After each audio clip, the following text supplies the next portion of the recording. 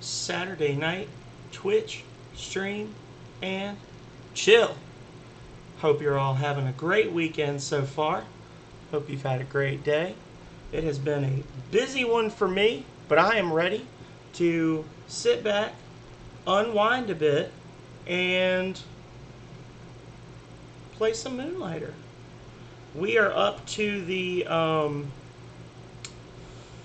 fourth dungeon now, yay us, which is the tech dungeon, the most money rich and difficult question mark of the dungeons. Honestly, I feel like the third dungeon was harder, the lava dungeon. Last time we played this one, we actually made it up to the boss door for the tech dungeon, just running through it because I was trying to get the stuff to upgrade my gear, and I literally did like 2 runs of the tech dungeon just getting money and got enough stuff to upgrade all my gear.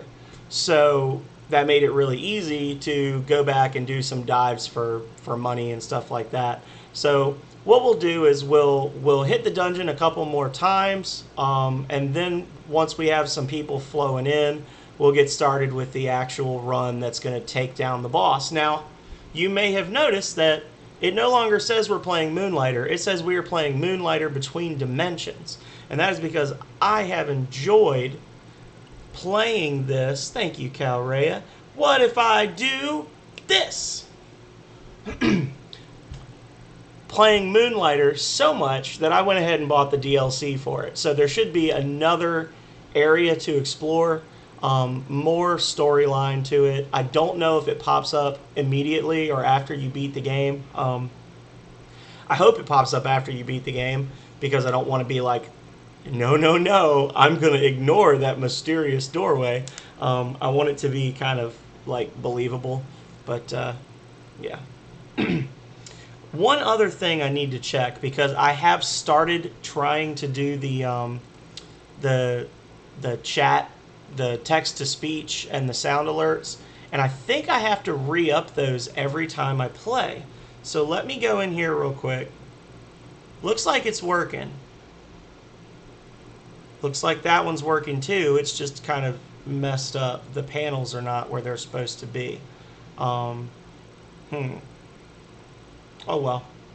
Close enough. As long as it says everything's working, then I'm happy. So, anyway. I feel like I have run my mouth long enough, so without further ado, let's play some Moonlighter.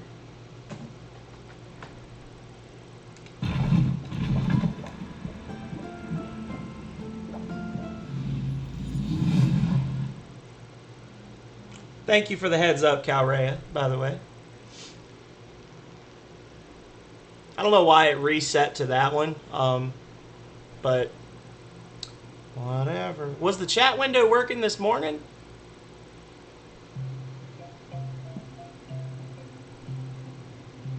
I'll have to go back and look. Maybe it wasn't working this morning either. Alright. Oh.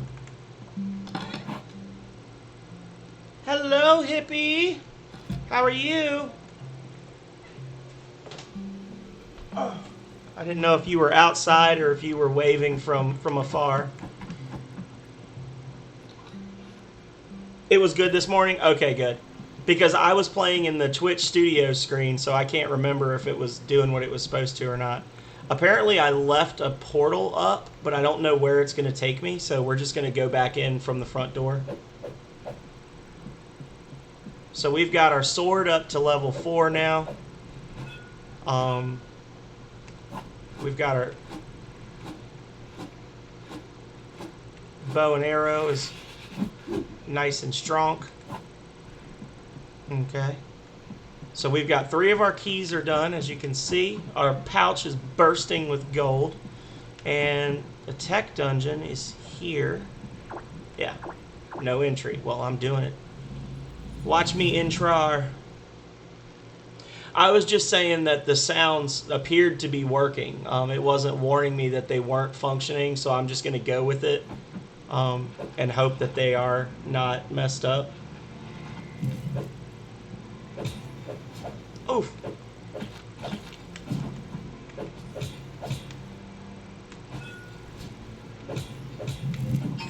Okay.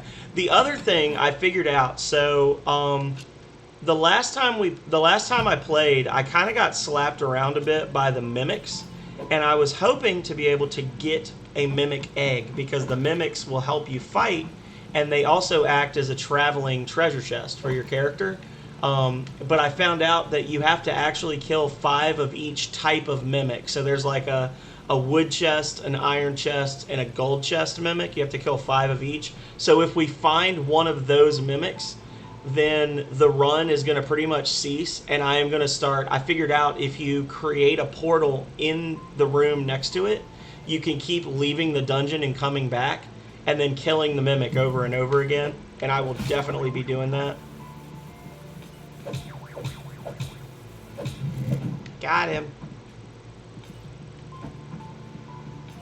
They're all still bits. Well, I didn't fix that part. I mean, like, they need to be, like, showing up. Because normally in the past, the reason I stopped using it was because it would pop up with a thing that said that it was, like, offline or whatever.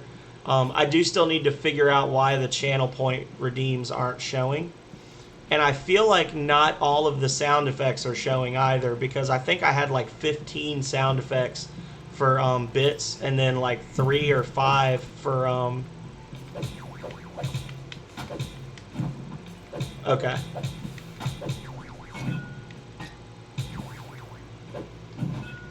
Three or 5 for channel points is what I was saying. Quit distracting me.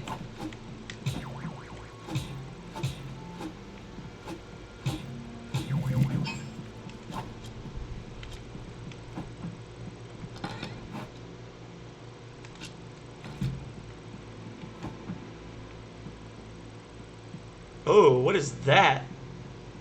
That must be a new DLC thing. What? I guess we found the DLC. What is going on? I thought it was going to be something on the overworld. I didn't know it's just like random portals. The Wanderer dungeon. Holy cow. Okay, we're doing this, y'all. This game is very good, GKU, and welcome, welcome, by the way. So, this is... Oh, God.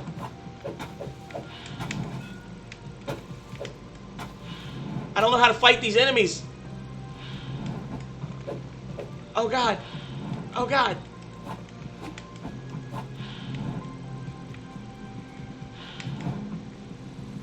I don't know how to fight them. I have to... Oh, no.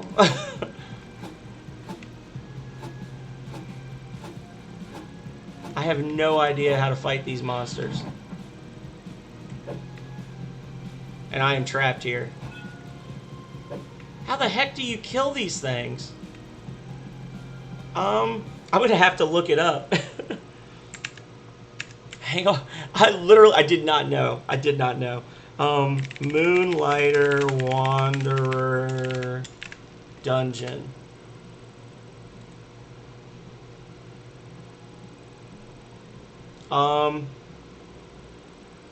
Oh my God, to shortcut out is 120,000 gold, and it keeps going up to 960. Oh, Lord. Ghost. How do you kill the ghost? Dodge roll through the monster to stun it. I would never have guessed that. So anyway, Garage Kids, what I was going to say is welcome. Thank you for coming. Moonlighter is awesome. The way the premise of Moonlighter is that you are a young merchant by the name of Will who inherited a struggling shop from his grandfather. And the town is situated near a series of dungeons that have long been a site where heroes and adventurers come to test their skill in battle and gather treasures and then bring them out to sell them. Now, over time, the town has fallen on hard times because many adventurers and heroes died in the dungeons, and eventually the town council ordered that all but the least dangerous of the dungeons be shut down, and that people started moving away from town. So essentially, every time you go into the dungeons, everything is randomized, and the whole point of the game is you go into dungeons, you fight monsters, you get treasure, you avoid traps, and then you get back out again. You get back out again with your loot, and then you actually run a shop during the daytime. There's like it's like a mini game. If you stick around, you'll get to see it. It's really fun. Like I'm pretty much towards the end of the main game.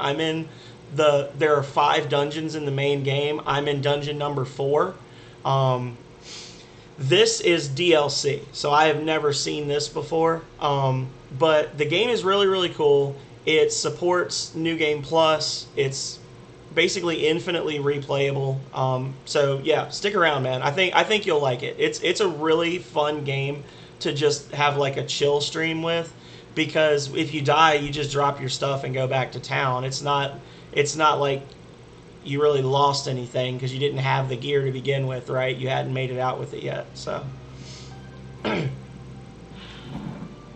here. I would have never figured that out.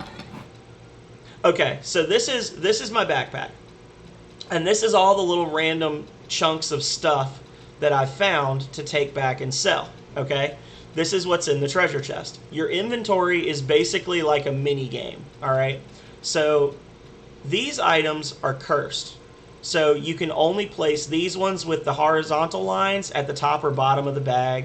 There are other ones you can only place at the left or right side of the bag. In this case, this item, you don't know what it is until you leave the dungeon with it. And this item with the little circle with a line through it, it will remove the curse from one item next to it. So like if I put this here, now I can move this wherever I want. Now I'm dumb. You can't stack these, see, because one of them is cursed and one is not. I'm dumb and wasn't paying attention, and I should have held A to put them all down at once. But you get the idea. So I got an item that lets me sell stuff for like a quarter of its normal value to clear space in my inventory. Later on, it gets really crazy because I'm playing this on the PC, but you can get this on the Switch, PlayStation, Xbox. It's on everything. And I believe it's on sale right now as part of the Steam sale. I know the DLC is on sale. So I think you might be able to get the game and the DLC for like $10 right now. This is my 5th episode so far, I believe, or 4th episode. What the heck is this? So it's got some content to it.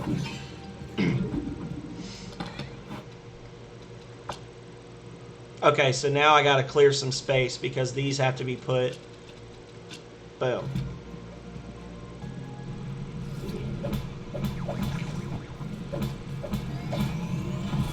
Duh.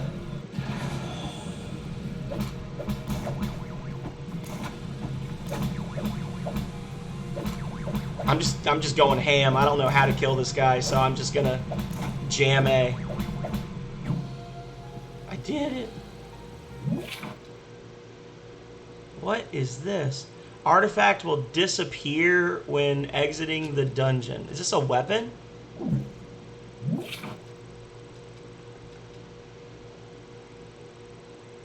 I think this is a weapon. Hang on. Yeah. That's pretty cool. Well, if it's going to disappear anyway, how much does it sell for? 1 gold. Ah, yes. I figured he probably would, Calrea.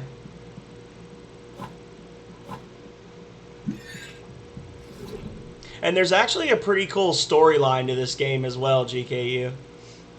Which, unfortunately, is probably going to get spoiled for you tonight because I'm going to end up beating the 4th dungeon and maybe the whole game. Oh, so we're back. we're just back in Tech Dungeon floor 2 now. We just skipped what was left of floor number 1. Okay. Oh. Oh. Oh.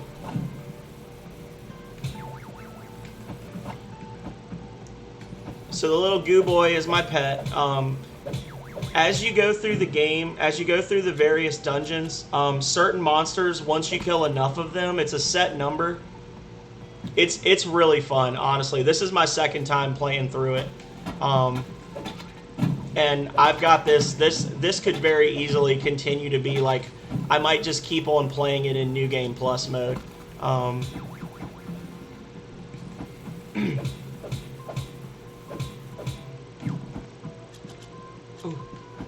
So you gotta look out. Okay, so the boss is gonna be through that door most likely. So we're gonna go back a little bit. That pool in the middle was a healing pool. They have a limited amount of healing you can get from them, and I'm still pretty good on health, so I'm not gonna worry about it. I'm gonna keep on rolling on. But what I was saying was, as you kill enough of a specific enemy type, certain enemies you can get eggs for. And then you get like a baby version of that monster to help you with different effects. So that's the red slime. That's just the normal slime enemy from the first dungeon. And he has a chance to stun enemies. And he also has a chance to cause your weapon to stun enemies. Okay, so this is a new artifact type. Destroys one artifact in the direction shown upon returning to town. So what you want to do is you want to put this somewhere where the arrows point off screen, and now nothing will get destroyed. This will destroy one artifact curse in the direction shown. So what I'm going to do is I'm going to put this here and reveal what that is. Okay, that's a good item. These are kind of whatever. Keep those. Stack that.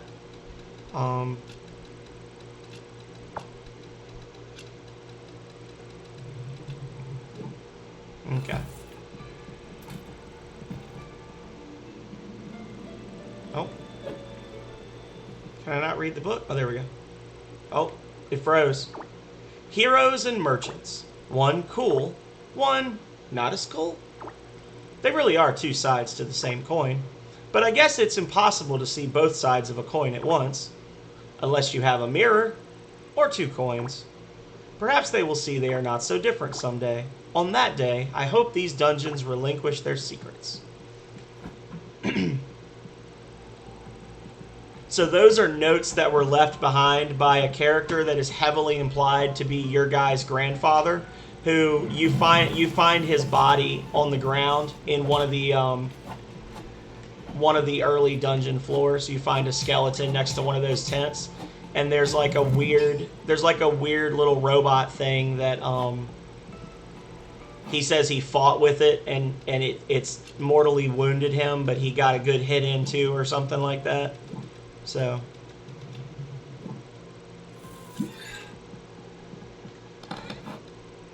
got more of these mystery items. I've never seen a single mystery item before, which is making me want to hold on to that. This can go here. I don't know. I can't remember what's worth more and what's worth less. We got those.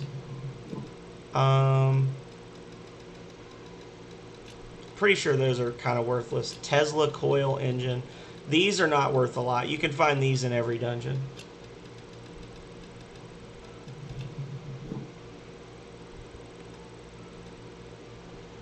Giving money to this emblem opens a portal to be able to return later to the dungeon. Okay, so this is like a rift that leads to another dungeon. Normally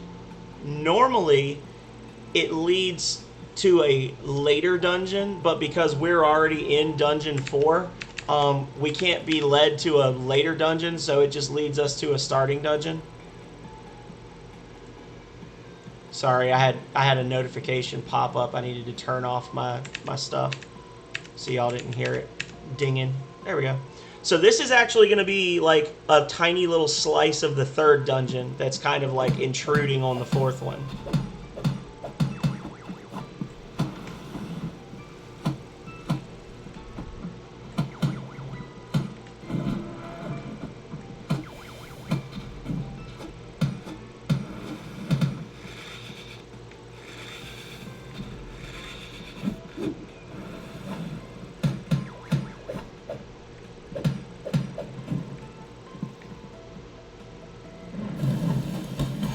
Oh. Oh, we got us a gold mimic, y'all.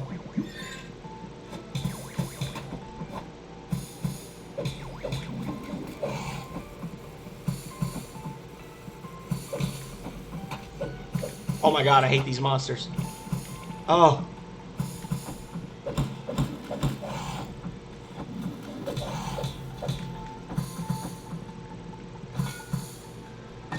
Okay, I can block that.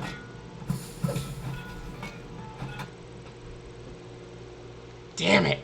I dropped all my stuff. Those mimics, we need to kill 5 of each level of mimic, but they're really, really tough. But if I can kill 5 of every level, then I'll get an egg of one of those.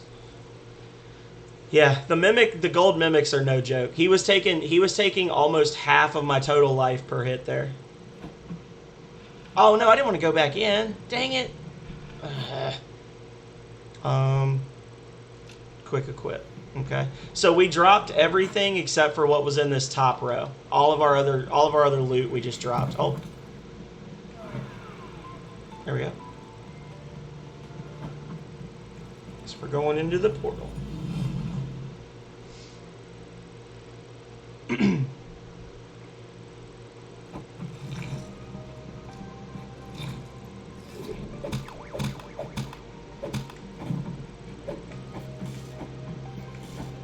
So these things, they like buff the enemies so they do more damage, which is part of the reason that Mimic was wrecking us so hard.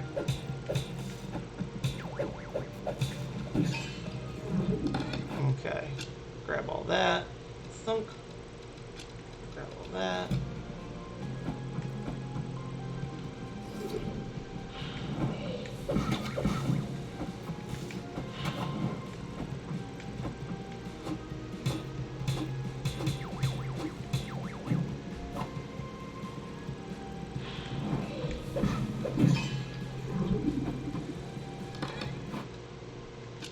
Okay.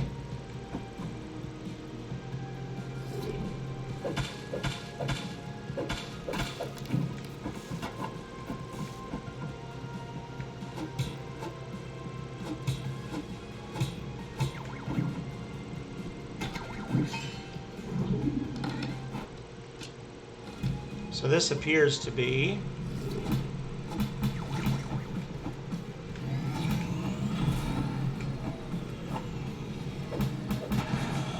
oh.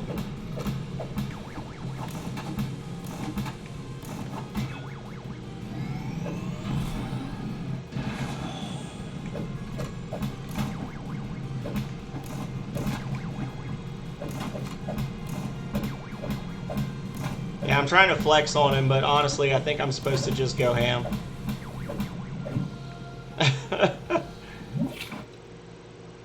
What is this? The bone sword.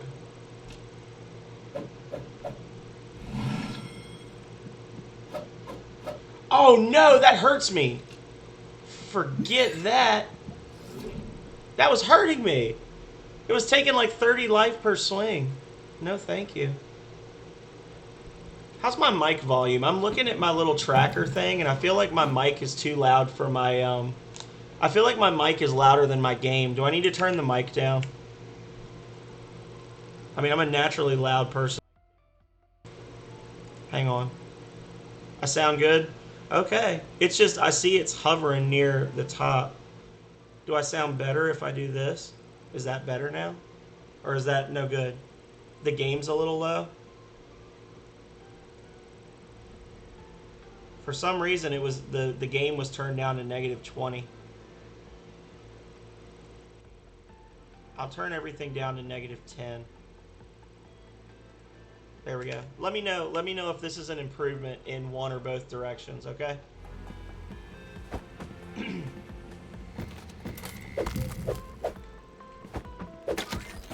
Ah.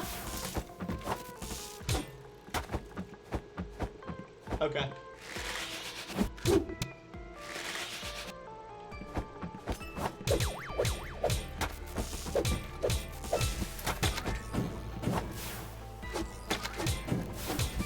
So that thing back there is rezzing the enemies. which can be good if you just want to earn money, because they do continue to drop stuff. But the game basically says, okay, until this enemy is dead, there will always be this number of enemies on the screen. Can barely hear me now? Okay.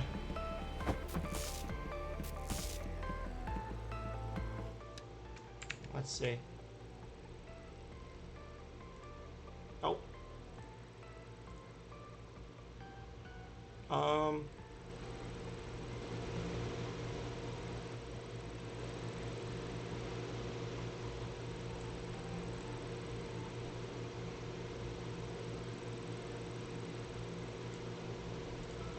There we go. Now tell me how this one sounds.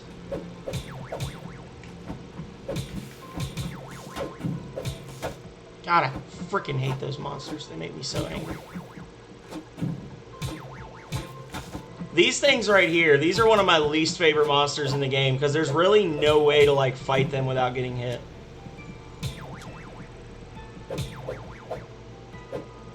This one's glitched, which is fine with me. Sounds good? Okay. I'm gonna quit messing with it then.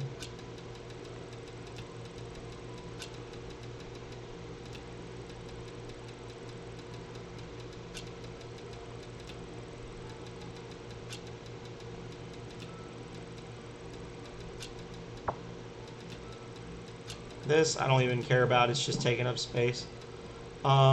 This can go here, and now because that has been undone, the curse has been undone, I can stack them. I can stack these.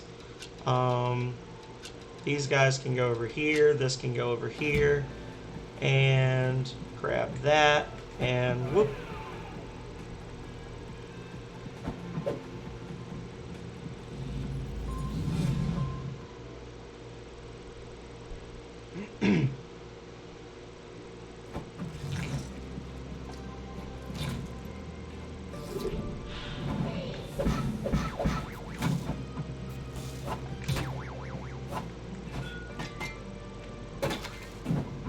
Oh, that was a mistake.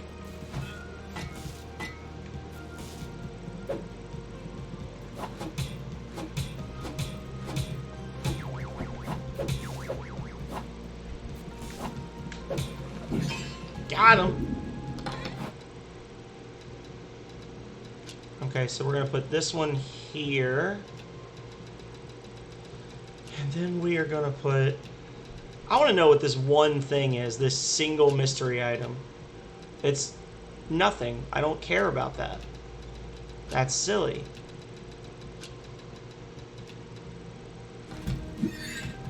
Okay.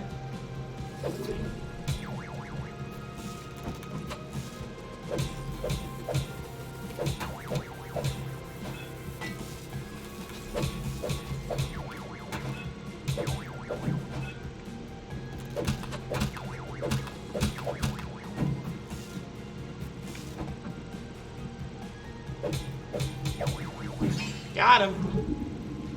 Okay.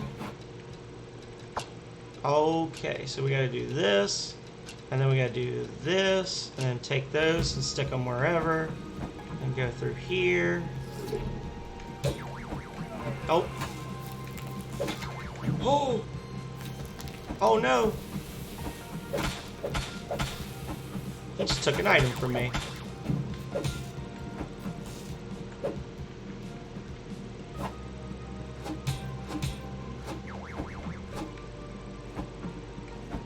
No, no, no.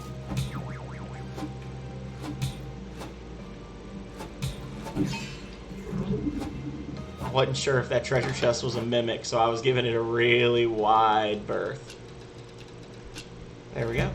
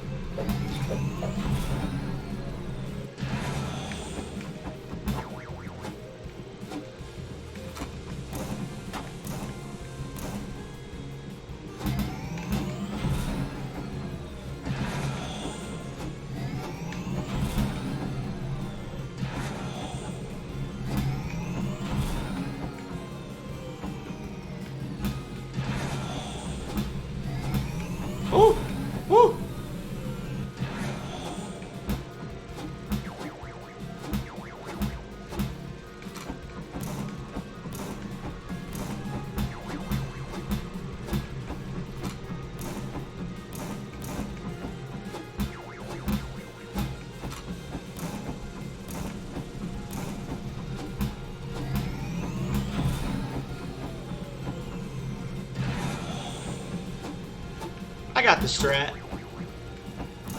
Whoa, whoa, whoa.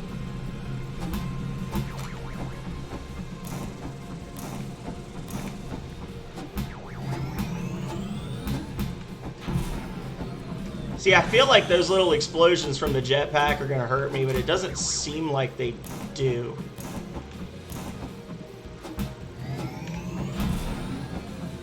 Or if they do, it's not much.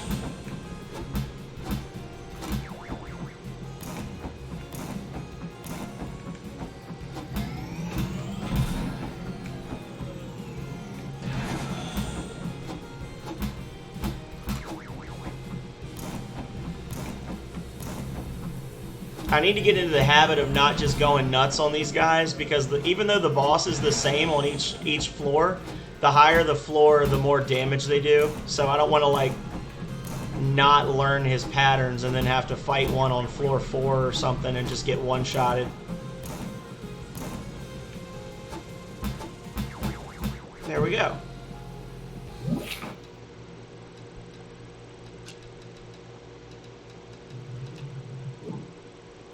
Boom, baby. I did it.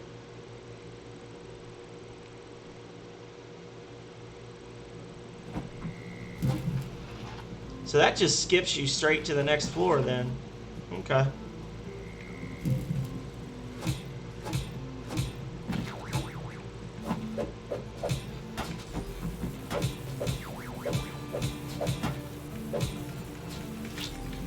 Well, I'm dead. I'm dead.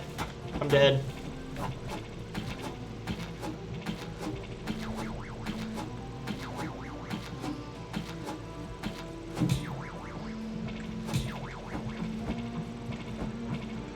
I'm extremely suspicious of that treasure chest.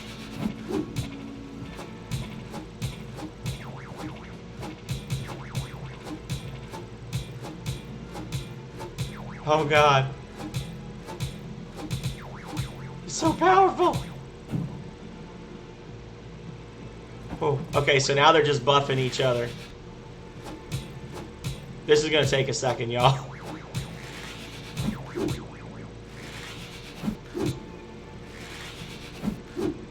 I am definitely portaling out of here once this is over with. Once I kill these guys, I am out. That was too close. I was like below 100 HP there.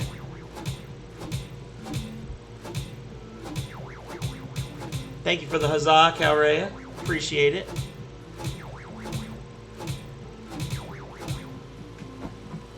Gotta stay away from that electricity.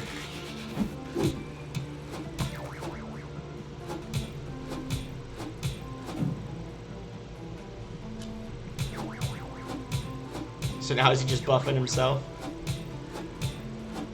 Now on the plus side, I do have a ring where like I do 20% less damage with every hit, but 2 or 3% of the damage I do gets restored back to me as health. So you can see I actually got like 500 health back from killing those guys.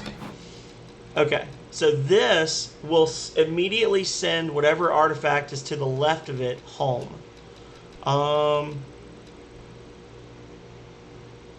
I'm gonna do that, that. This goes up here.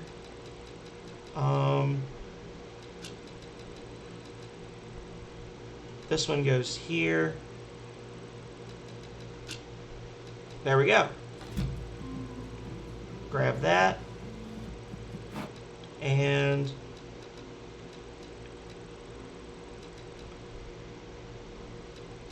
yes. Okay.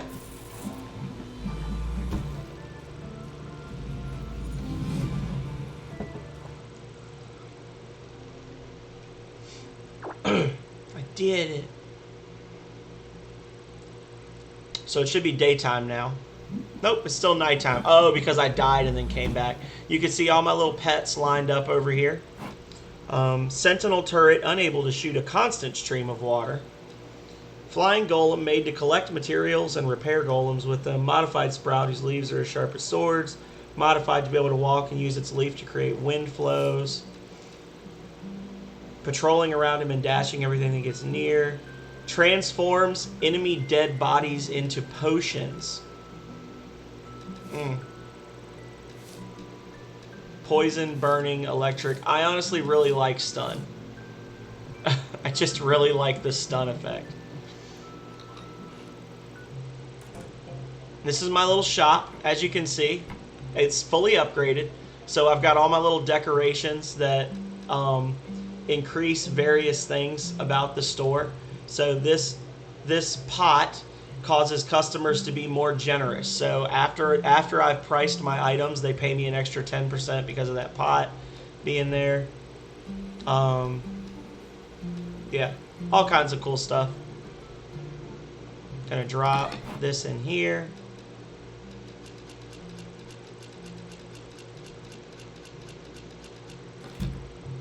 Put this in here.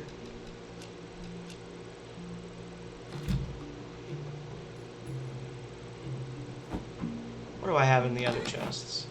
That. Oh, I got a whole bunch of stuff in here.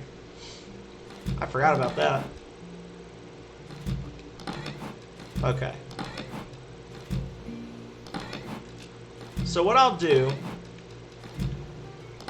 I'll go back into the dungeon one more time, and then I'll come back and I'll sell everything so you can see what that looks like as well, GKU. If you like the idea of being a merchant, I think you'll really like this little mini game. First, I need to go get more potions. So you can either buy the potions or you can use materials. So I'm gonna get 5 of these. Yes. Thank you. There we go.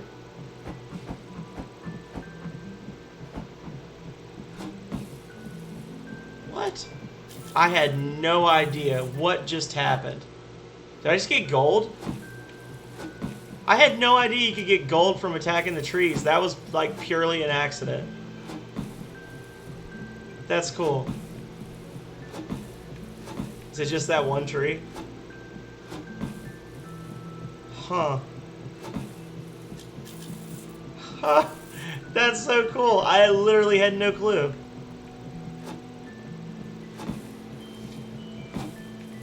Oh, there's a lot of money in that tree.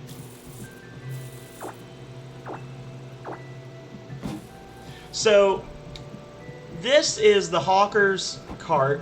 So I've got the town fully upgraded at this point. If you look over here, these are all the investments you can make. So I've paid to have all of these people show up. And then my shop, it started out, you can see the floor plan, well, this isn't the original floor plan, this is the first upgrade. But this is like all the upgrades you can get. Better beds, better chests, better cash registers that increase the tip value when people are buying stuff. And then there's a sale box where you can just dump extra stuff in, and it'll just automatically discount the item by 50% of whatever it's worth. But this game actually tracks like supply and demand rules and things. So if you look,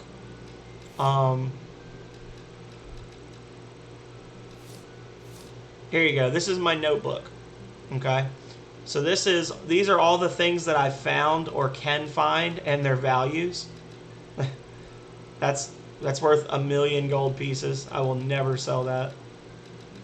So you can see there's a lot of stuff that I haven't gotten. And then these are the things that drop from each dungeon. And you can see on the right side, their price range, right? So it shows you how popular they are, which means people will basically be willing to pay more than normal or less than normal. And then going from left to right, you've got the gold eyes, the happy, the annoyed, and the like sweat drop. The normal happy, the second one from the left, is a good price. The gold coin basically means the first person who looks at it is going to buy it because you've underpriced it. And the annoyed one means that you've overpriced it a little bit, but they'll still buy it. Just not as often. So it's part of the whole thing is like, okay, the golem design's one. I know that the ideal value is around 1,500 gold, maybe a little more, maybe a little less, but it's high in popularity right now, so I could probably sell it for like 1,700, and then the money gets multiplied based on the bonuses to your shop and stuff like that. So it's pretty involved. I'm going to go back through the tech dungeon again for realsies, and I'm not going to, if I see the slime dungeon, I'm not going to go through it because honestly, I don't know if I'm supposed to be going through it every single time like that. It doesn't seem like you get a lot of very good drops from it. So, like, you're just fighting upgraded versions of the regular enemies, and then you get a weapon that you can't keep. So,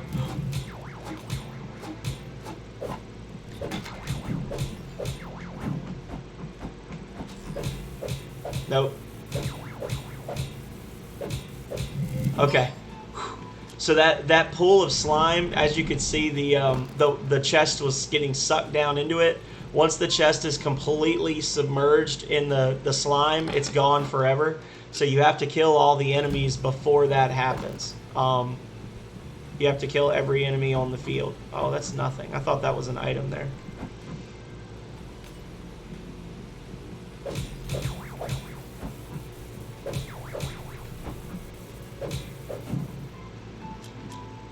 Okay. Hey, Benzo, it is a very different game. There's a lot of weird little stuff about it. But welcome, welcome. So glad to have you here. I don't know how long you've been watching now, but Sentinels have reported bizarre positional errors as of late. Their reported locations do not match their assigned routes. It is as if they are being teleported all over the place. So the whole idea of the dungeons is that people have been going into these dungeons for decades and taking stuff out of them and then selling them back in their hometown. And each of the dungeons has like a different theme to it, and you find notes in all the dungeons where the people that used to live here are like trying to figure out why their stuff keeps vanishing. Like they can't understand who keeps breaking their golems and where their supplies are going and all sorts of stuff. Oh, get away from me. Got him. Okay. Lots of loot off of that one. Alright. We'll worry about reassigning those later. Oh.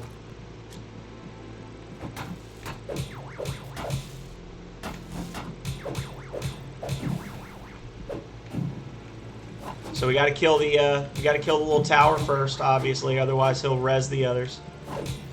Got him. Those empowering, the red crystal over there is not really worth very much. It's something that drops in every dungeon. I guess I'll grab it, but it's only worth about 200 gold. This orange creature continues to lurk around the Guardians. There must be something particularly special about them. If I were a gambling man, and I am in a dungeon with creatures that could potentially end one's life, so yeah, I'm a gambling man, I would say these Guardians are linked to that fifth door outside Renoka. I mean, 4 Guardians, 4 strange shapes along the door. Basic math? Perhaps that orange creature knows more. It seems to have noticed I have noticed it anyways. Confrontation of some sort is to be inevitable now. So that's what you find in the very first dungeon. On the 3rd floor of the first dungeon, you find this weird robotic creature with like orange goo splashed everywhere, and a skeleton nearby. And the skeleton is the person who left all these notes that had been exploring all the dungeons, and the orange creature is the thing he's been writing about. So they finally like confronted one another and then killed each other.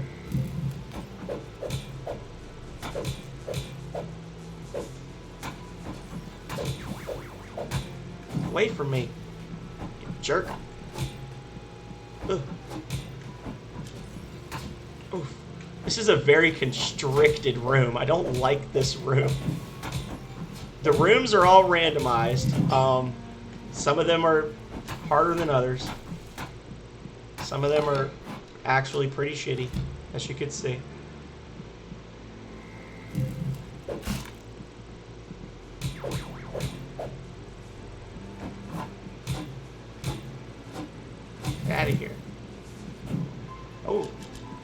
Take all that.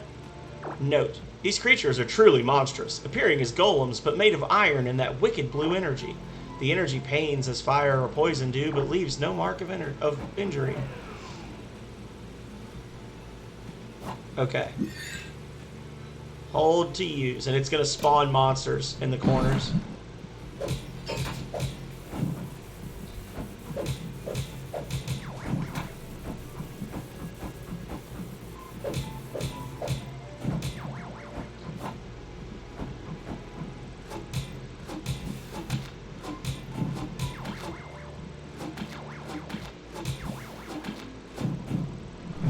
Okay.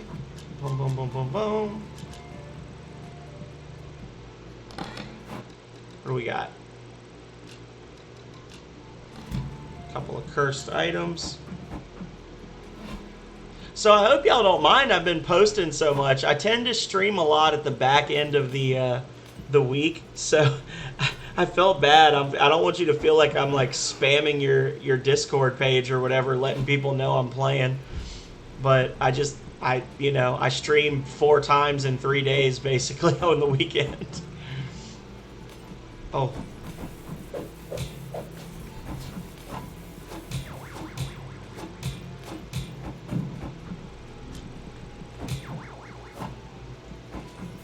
Oh, you dead. You dead. You dead.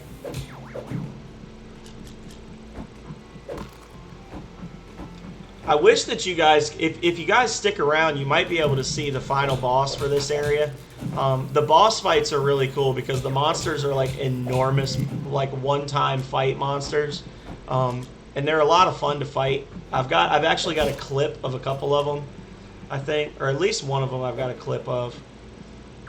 I found a room, a nest of sorts. There's usually a rare artifact in the middle. Prepare to give something up though, or else the Wandered will appear.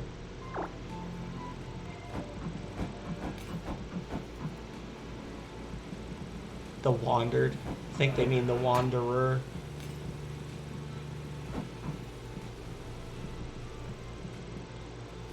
Yeah, I've found that your best bet is to post in as many places as you can, because for whatever reason the algorithms never want to tell everybody you're playing, right? Like one of the first people I ever started following on Twitch, he streams at really random hours just whenever he feels like it. And I've never gotten a Twitch notification from him, even though they're turned on. But he always tags me in his Twitter posts, and that's how I find out he's streaming.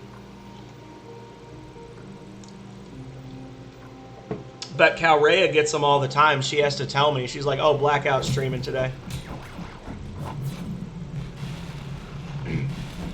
Oh.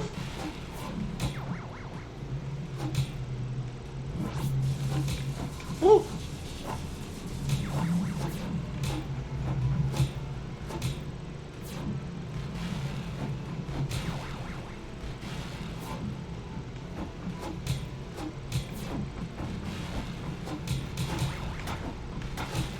Oof.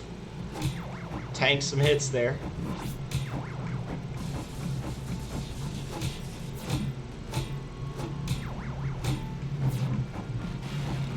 Ooh.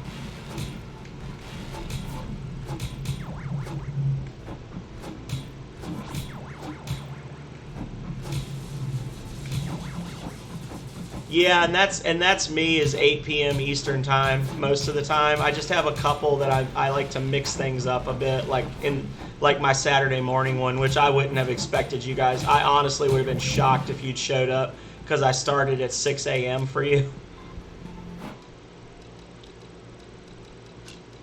I never get to see Pern, but Pern picks some really good people to raid, because a couple of times this week I went to sleep and like left myself lurking on you guys, and when I woke up I had been taken into a raid by Pern. And the other day, was it Thursday, I was in a stream for a guy, Retro Island Gaming, and he was playing this like mystery adventure like clicker game from like the early 90s for the computer. And no joke, he streamed for 12 hours straight, and I watched him for 8 of them. Like, he was really, really entertaining. Yeah. He had like 300 people in his chat, and he was able to keep up a good conversation with everybody the whole time he was streaming. He has this thing where you can like pay points to have him put a hat on or take it off, and people kept spamming it, and I gotta be honest, I would probably not do that because I could see how that would get annoying. The gimmicks where it's like, put your hair down, put your hair up. I thought about doing that for me because my hair is so long. But I was like, you know what? No, because people are just going to do it to be obnoxious if I give them the option.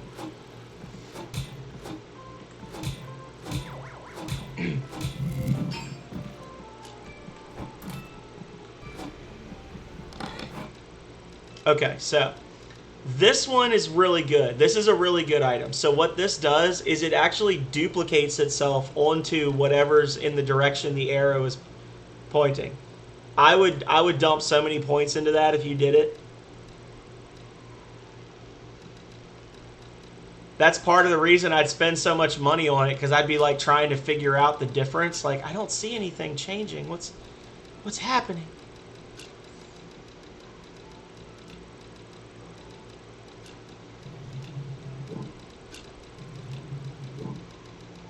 So I'm going to send this home, and then I'll just stack those. So if I get hit too many times, this will break if I take too much damage. So I got to be careful not to get hit. I think that's a mimic. I'm fairly certain that's a mimic.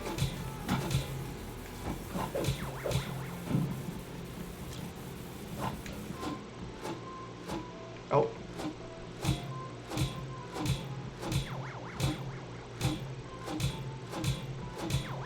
The lower level bows, I think, actually have more drift to the arrows. Like, they tend to drift more, which is a pretty cool little effect. Oh.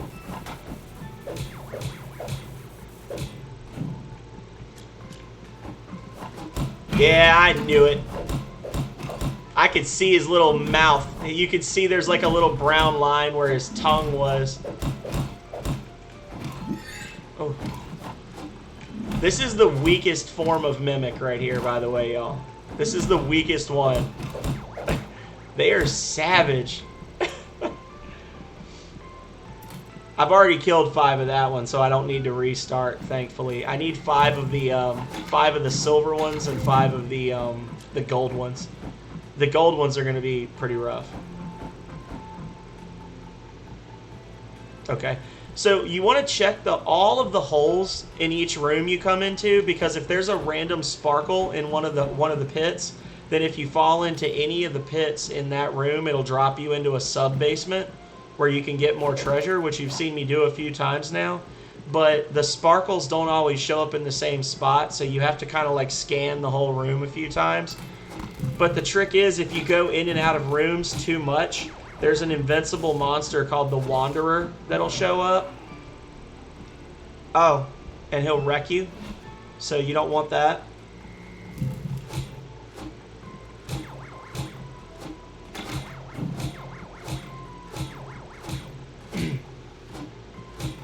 I'm pretty sure that the Wanderer is the boss of the slime dungeon. Like, going into the slime dungeon, that's the boss for the final floor. Okay.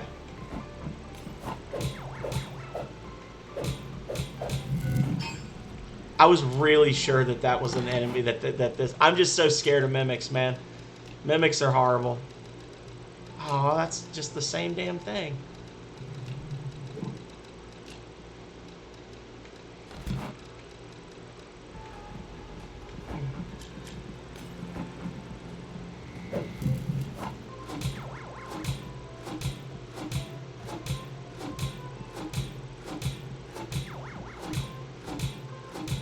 I'm so suspicious of every single treasure chest, because you can just expect it every single time, and then the one time you just forget and walk in and shoot an arrow into the chest, that's the one that's the mimic. And you really want to be fighting them on their own. You do not want to fight them with help.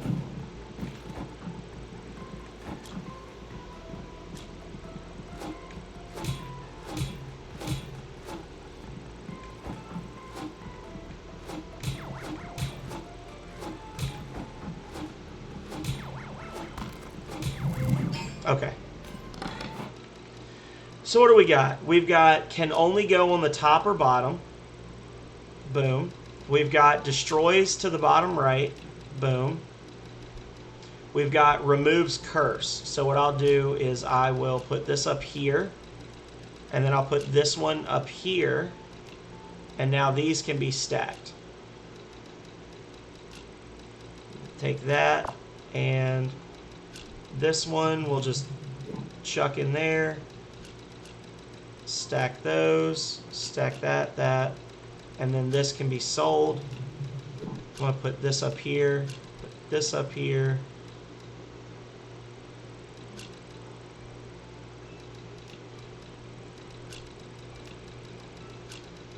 There we go. I feel better about that now. Okay.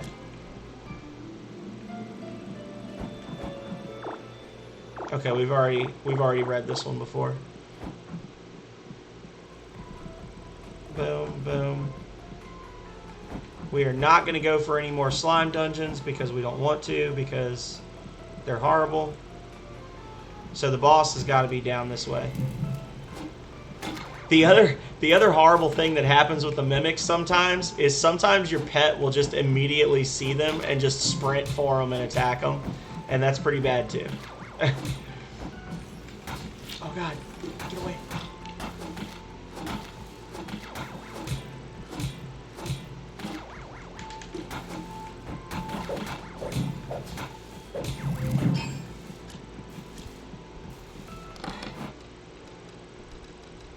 Okay, so we got this, and we're gonna use this to remove the curse, and that's 4 more welding guns, which I think you can only stack to 5. Yep.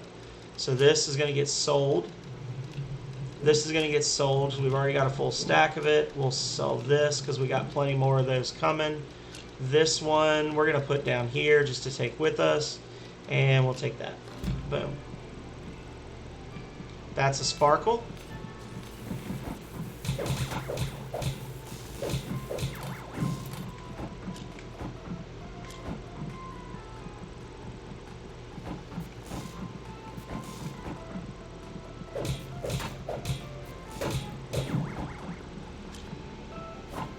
Okay.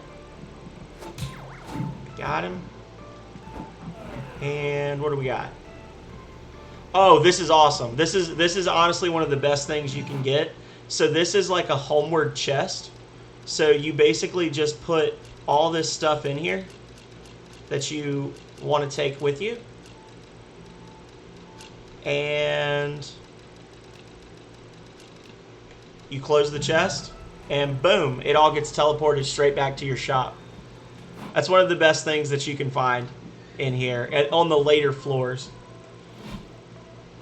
So now even if I die, I get to keep all that stuff.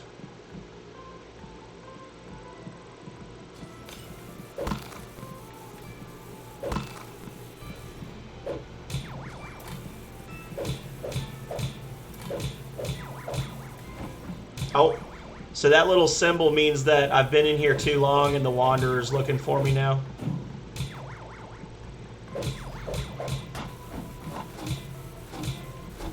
So this guy is probably going to... The Wanderer's definitely going to show up, yeah. So this thing is invincible, and if he touches me, I die. And he's going to continue to spawn in every new room now.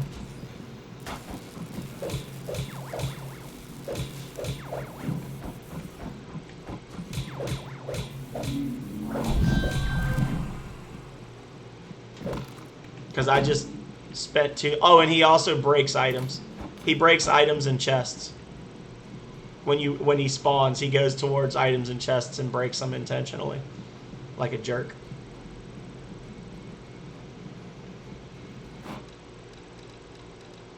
So we're gonna go, go, go, go, go. You cannot use your inventory while there are enemies, so you have to like jump in and immediately teleport out. So this will get rid of him. So now he won't be chasing me when I go back in there again.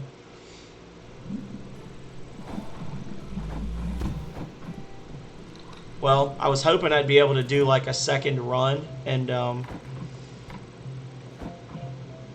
not have to worry about it, but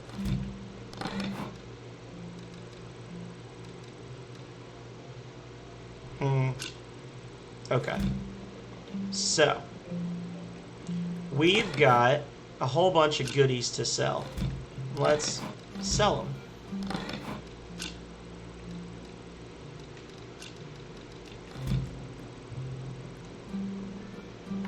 So we come over here to a spot, and these are in high demand.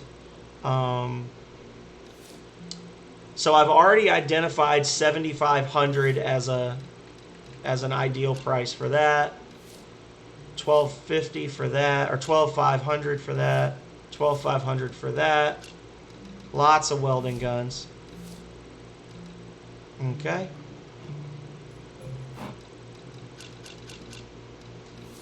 Got that. So you can see I've already sold a lot of stuff from this dungeon, so I figured out what the ideal prices are for a lot of things.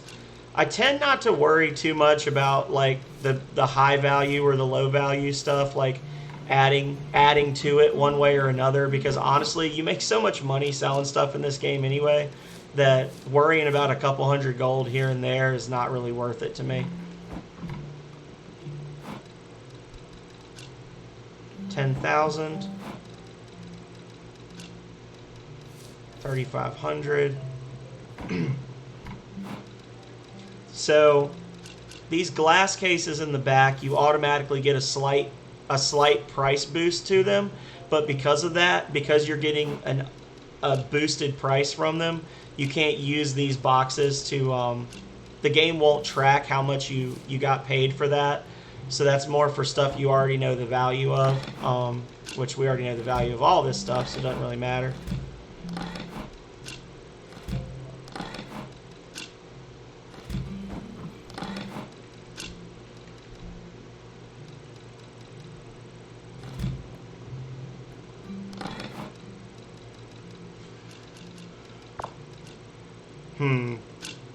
There we go. Okay.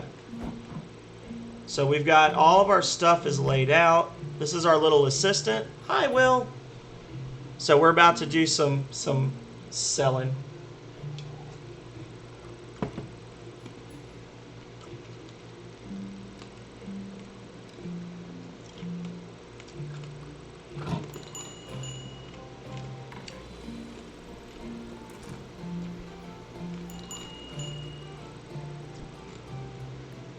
Now, there are a number of different things that can happen in addition to people just wandering around checking out our goods.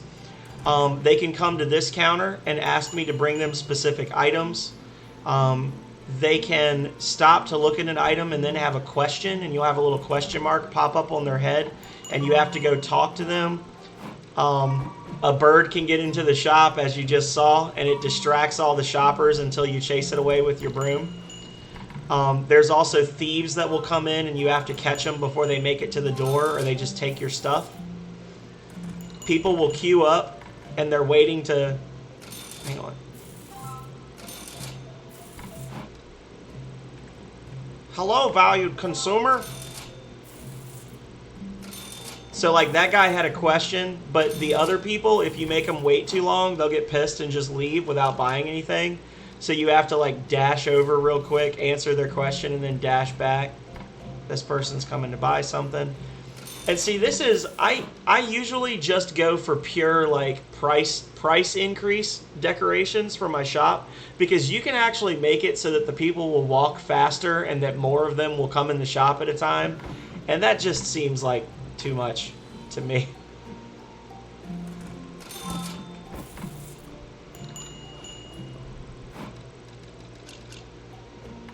So you basically, like, once you've got your values and stuff figured out, it's kind of just like running around, tracking everything.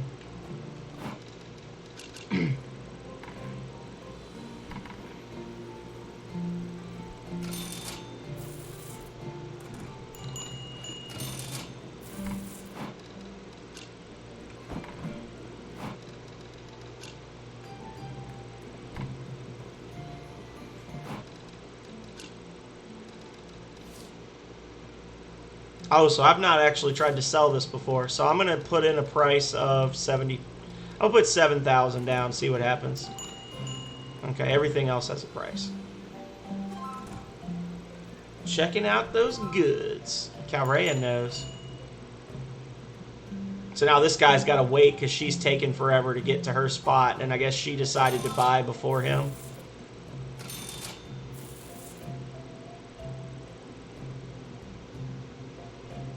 Come on now.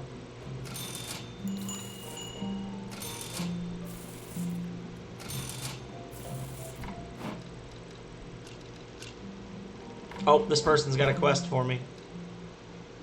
Defeat 10 tech tangles in 3 days. So, in 3 days, I need... So, if I take this quest, then every one of these tech tangle monsters I kill will drop a note, and I need to have at least 10 in my inventory and be here in the shop 3 days from now, which shouldn't be too difficult.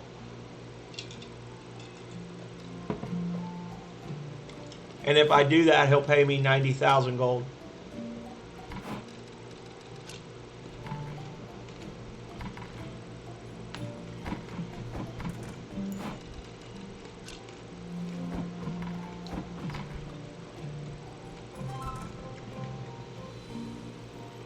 That's right, buy those batteries. Can't stop the copper top. Spit my ice out. Buy stuff. Buy something or get out, Mohawk. I tend to run my shop like Bernard Black from Black's Books. If anybody has seen that show before, I'm usually yelling at them to either buy something or get the hell out of my shop.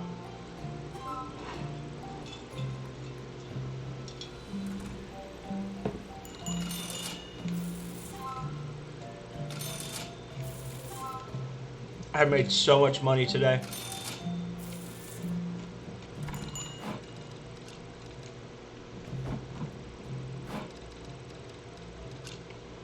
Don't want to sell the blue goo because we use that to make potions. Oh, what you got for me? 5 desert steel ingots. Nope, not going in there.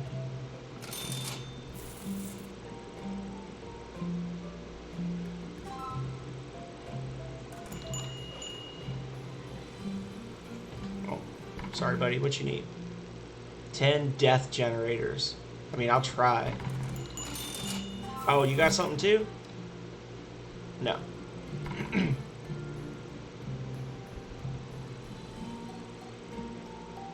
I honestly prefer the smaller shop just because you only have to manage a few tables and you can just keep restocking them over and over. But this is the way you're supposed to play. Yeah, that stack of... Oh, that person had a question. So this is all the money I made. I had no thievery attempts. 38 customers came in. This is all the stuff I sold. And I made 1.6 million gold pieces today. So that is definitely the best day of selling I've had so far on this playthrough. But the thing is, that's a lot of money now. But when you go into New Game Plus, it's actually not really anything at all. Like, that's not enough money to upgrade a single item.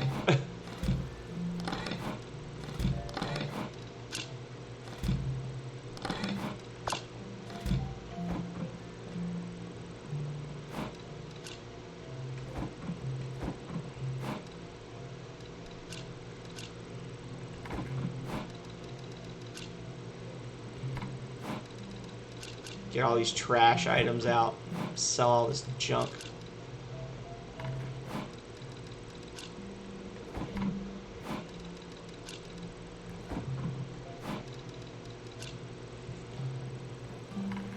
Got my shop set up.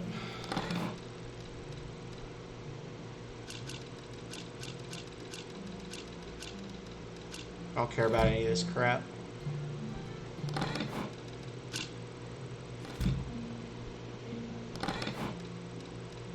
We'll sell that next time. Alrighty. So it's nighttime again. The enemies are tougher at night, but the drop rates are better. So I pretty much just always fight at night. Let's see. Okay.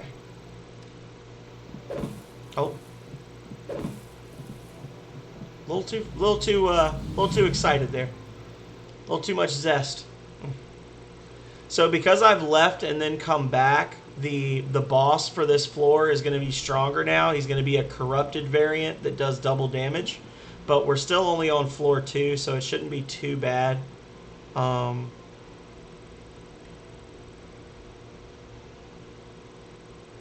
and now it's when you leave and then come back like that, it uncovers the whole floor for you. It shows you everything in the dungeon on the floor you're on.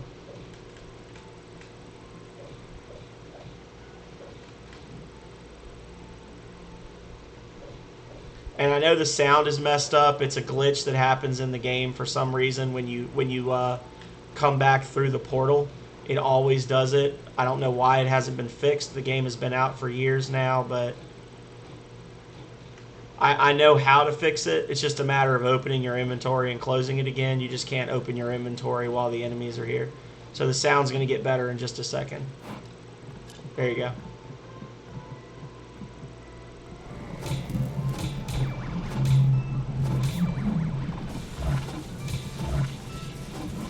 Oh, I saw that green and I thought it was the Wanderer. I was like, you gotta be shitting me. I thought he was coming in here for me.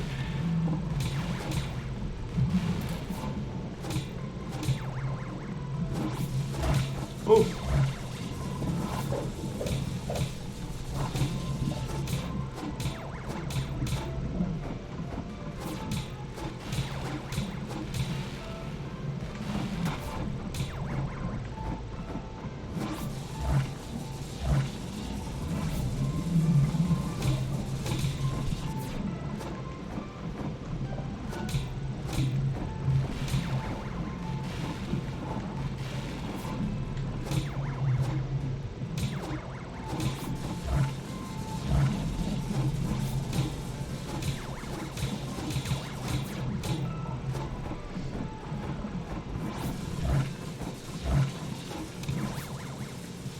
Well,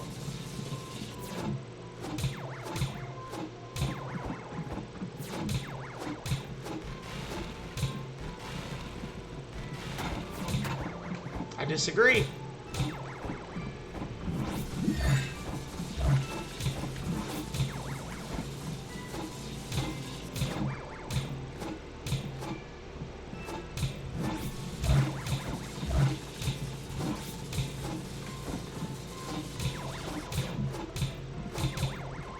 And I am using fully upgraded gear, by the way. So this is not me like being bad. I'm using probably the most consistent weapons in the game with the most damage. The only difference is I'm doing 20% less damage because I've got the vampire ring on to heal myself. But the enemies just really are this tanky later on.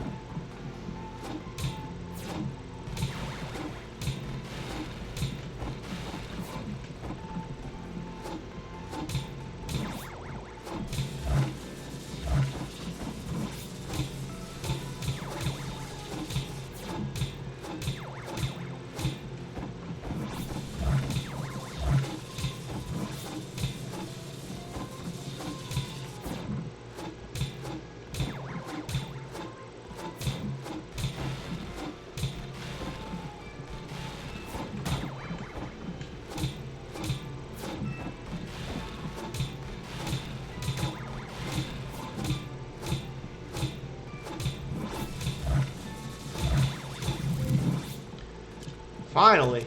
Jeez. That was crazy. That was too much. Too much. Alright. Tech Dungeon 3, y'all. So after this, it's just the boss, yeah?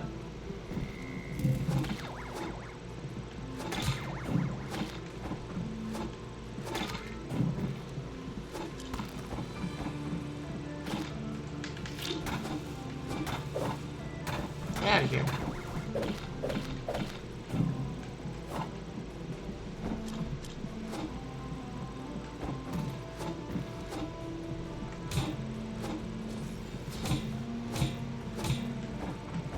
Those things are, if I haven't said it already or if people haven't figured it out, those things are invincible. They vanish when you kill everything else. So you just gotta kind of avoid them. So this will break if I get hit too many times. This will send one item home. There we go. This will break something when we leave. This will break the curse. Boom. And then just to stack and restack. There we go.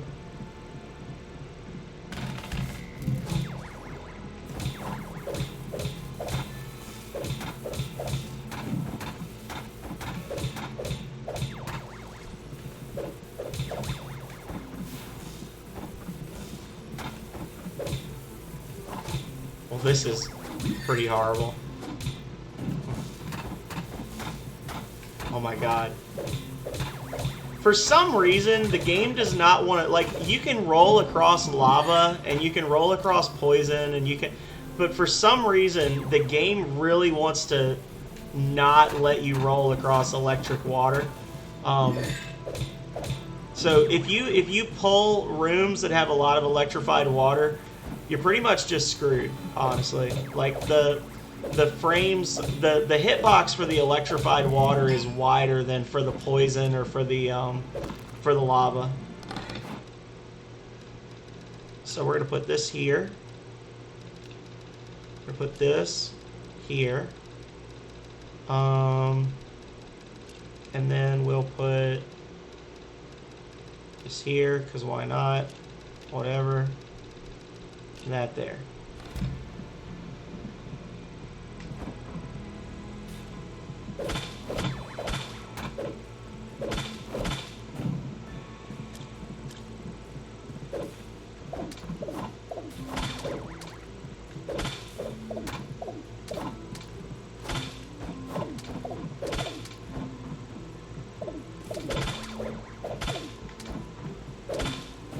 Jeez. It's horrible. I don't know why this stuff doesn't want to stack automatically. I am already almost out of potions. Dang it.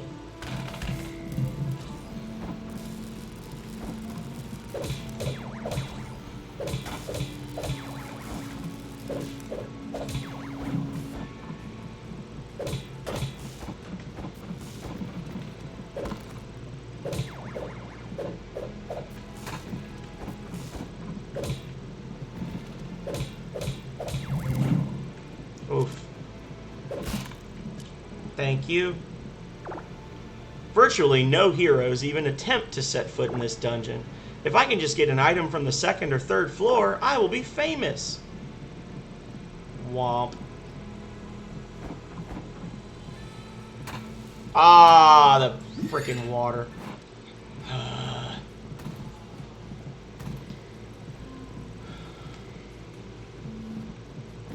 Is that all?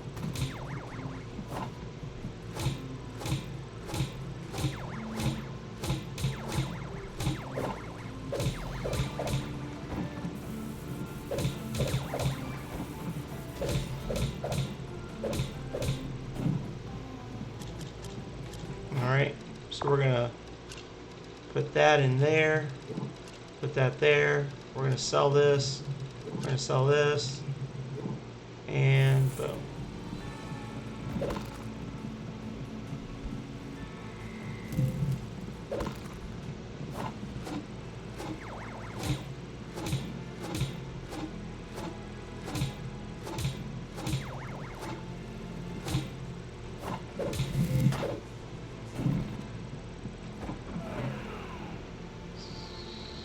Okay, so this is a valuable book, but we have to put another item down or a monster, the Wanderer will spawn and come after us. But it can be any item we want, so I'll just give him one blue slime. There you go, buddy. Good trade. And now he won't come after me. The red slimes are worth less, but I don't have many of them, and I need them to be able to make potions, so...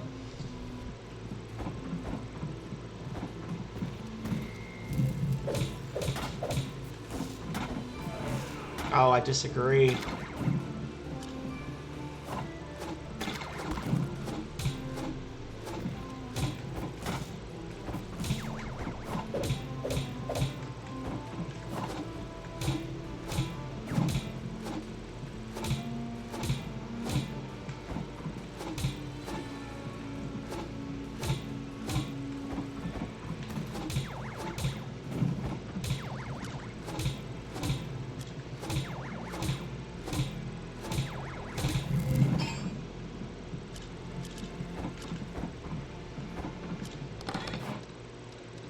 Oof.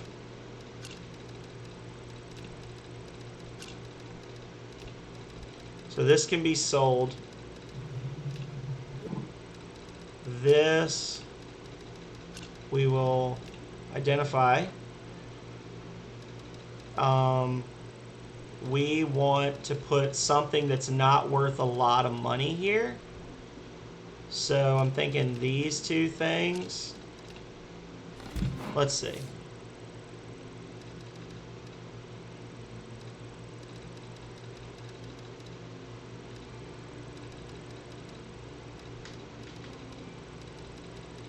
Okay. So yeah, the crystal shards are the least valuable. Plastic film. The copper reels are actually worth a lot, so we're going to put the plastic film here. Open that up. So then when we go back to town,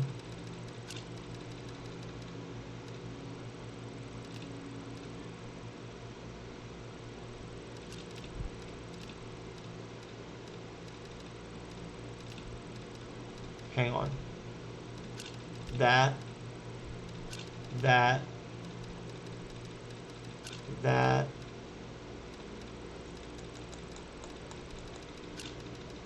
Sell this, stack that, put that there. Actually, put that there. And boom, baby.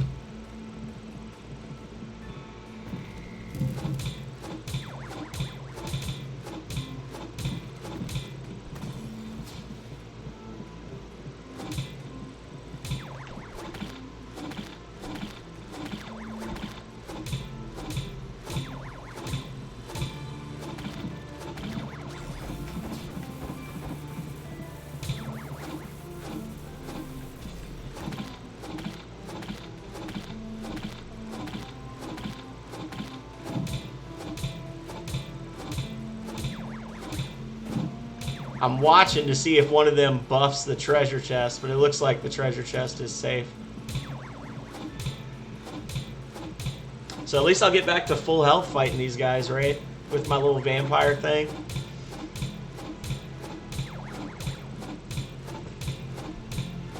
It's just a slog fighting these monsters.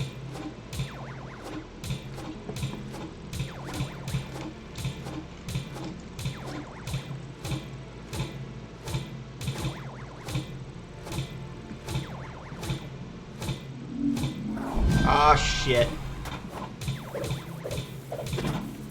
Well, and then I just immediately freaking died. I knew it. I knew it was going to take too long, and you can't upgrade your weapons anymore. Those things just take forever to kill. I didn't want to come back in here. I did not want to come back in. That sucks.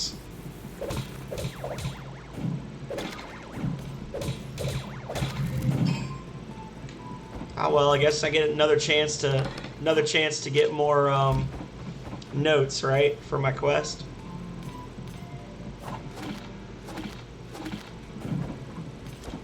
See, I'm not being conservative enough. I need to run away more.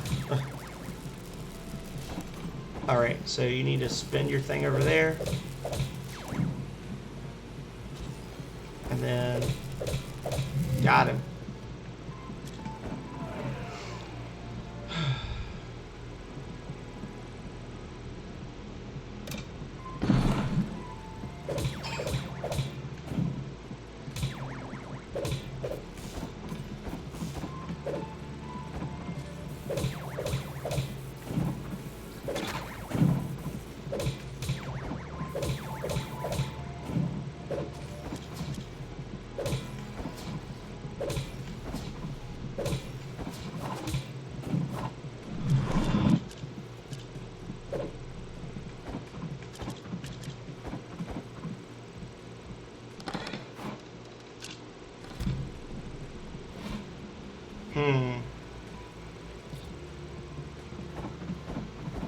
Yeah, the Wanderer is pretty hyper tonight.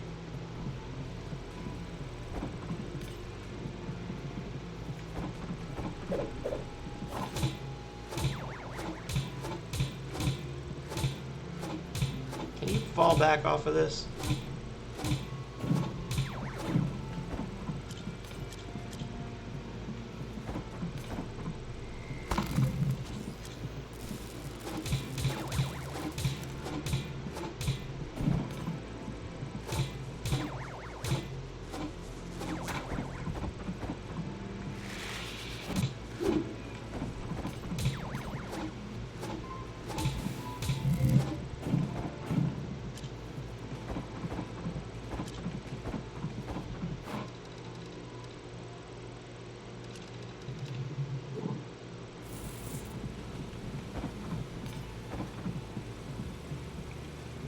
We speed running now. I mostly just don't want to have to fight those bosses over again because they take forever to kill.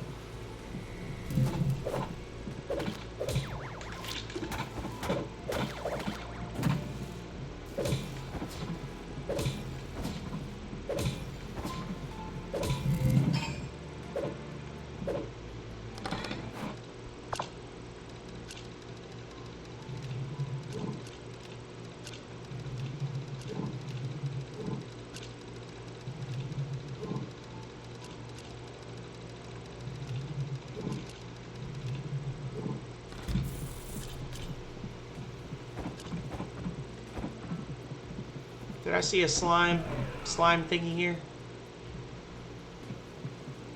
I don't want to do it. It's not worth it. Okay.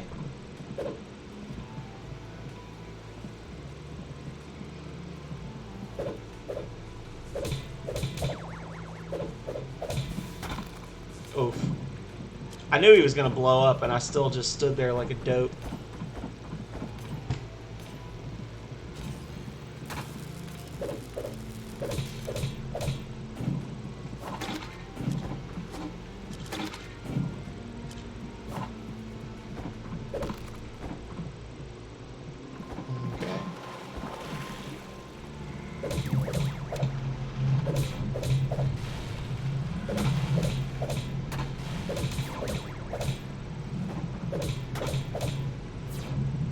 Tanking it. I just don't want to fight you anymore. Okay. He makes it look so easy.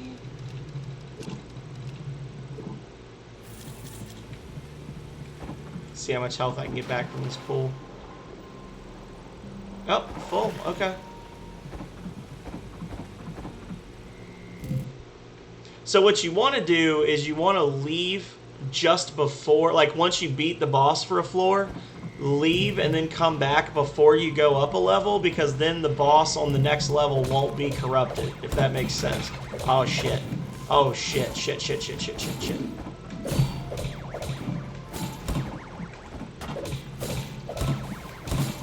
Oh my god, oh my god, oh my god.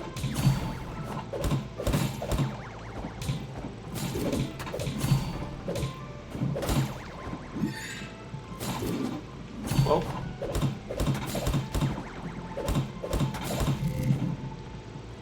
Well, at least I got some potions out of it, yeah?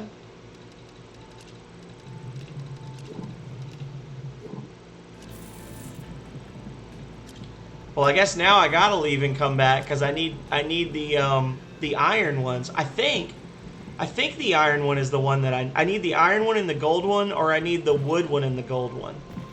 I can't remember which it is.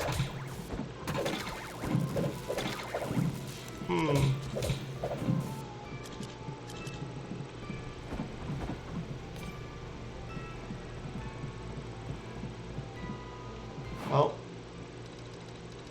guess we portaling out, y'all.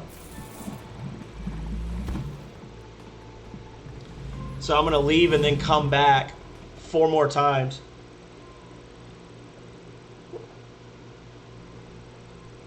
It's gonna end up costing me a ton of money. It's gonna end up being like 300,000 gold. But hopefully I'll at least get enough drops to make it worthwhile.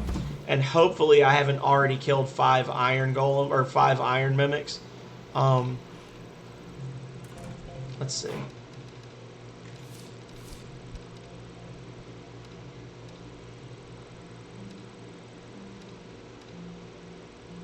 Okay.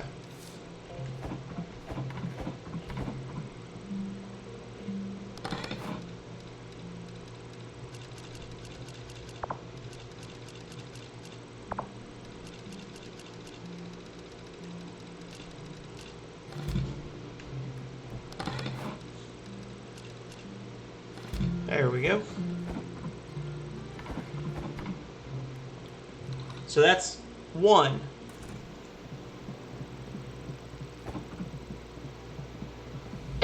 And now every time we go back in again, we should get another Iron Mimic. Problem being that that's a tough room to be fighting mimics in. So...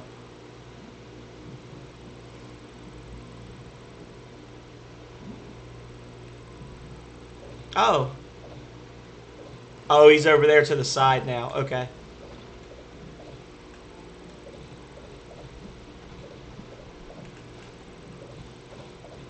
I'm just letting him go nuts.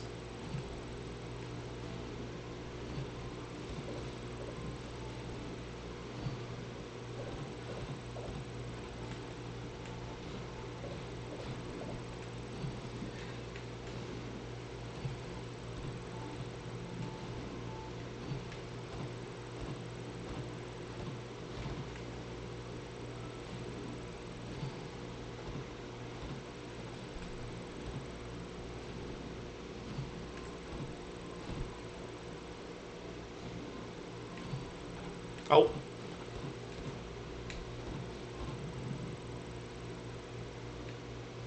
Alrighty.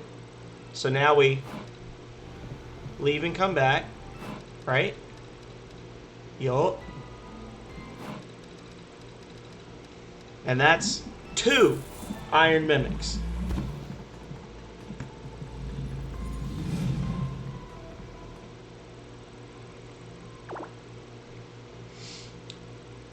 Dos Mimicos.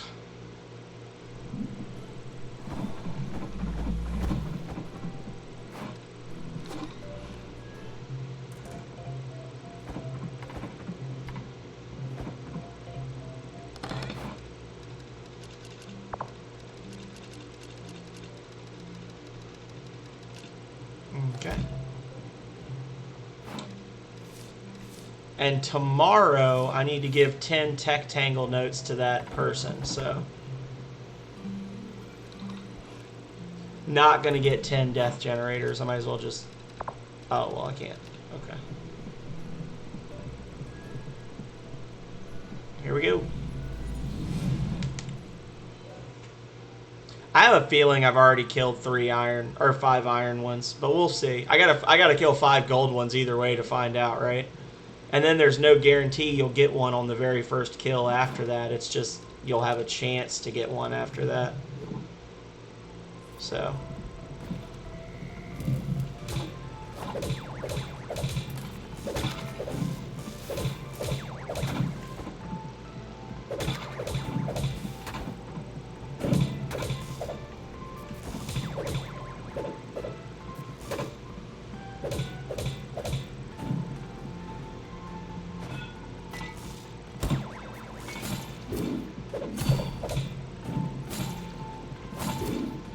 Ooh. No, no, no.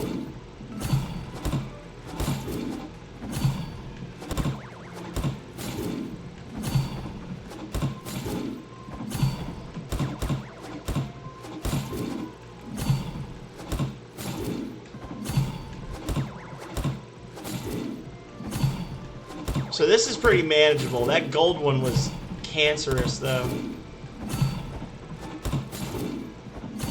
Because the gold one had the thing buffing it, if I'm not mistaken. Alrighty. Give me them potions. Jerk. Good way to farm potions as well. Which, you end up spending more money. I mean, potions are like 15k each. So you're not really saving money doing that, but, you know. So that's 3 Iron Mimics. And now we're going to open our shop because somebody's going to be coming to get, they're going to be coming to get the notes from us. So we can sell some stuff and make some money.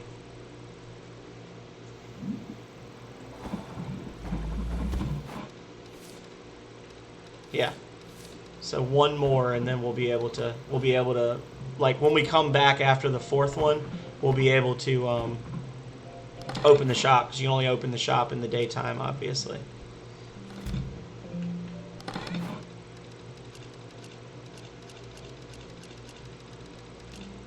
There we go.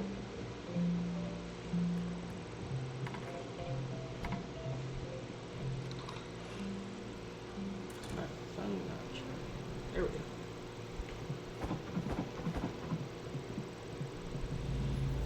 I wonder, they can't be like really good potions, right? I'll have to check and see what the little generator boy, like what types of potions he creates. Because if it's like potions based on the dungeon you're in, that's honestly pretty busted.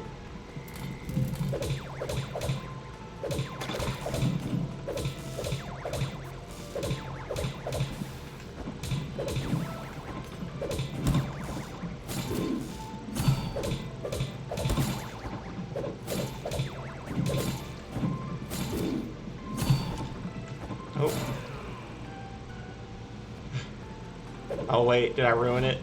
Is he not going to be there now? Oh no, he's there.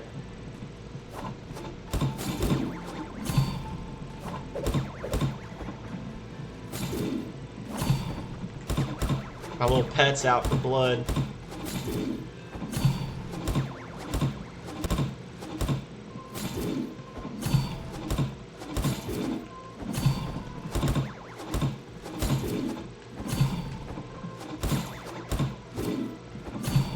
Y'all can't, obviously y'all wouldn't know this, but every single time that thing body slams the ground like that, my controller goes off in my hand. It's like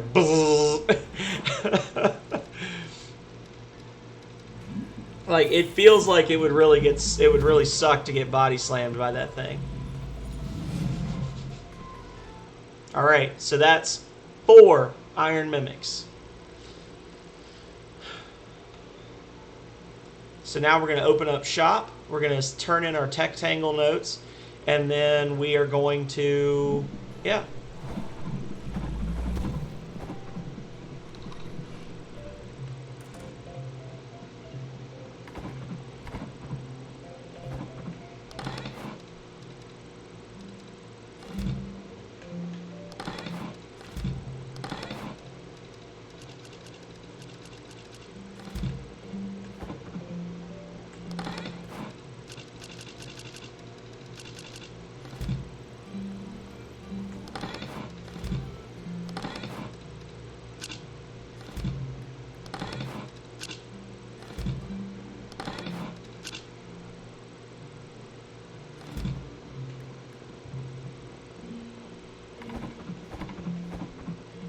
Alrighty, let's make money, make money.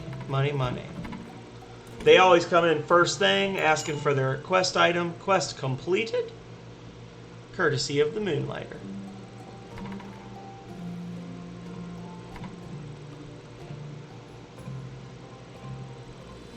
I feel like the assistant should like actually go around and do stuff, because she really doesn't. She doesn't like go help customers or anything, as far as I know. I think she chases thieves, but she's not very fast. There you go. Talk to you. That's right. Buy my tchotchkes. Foolish commoners.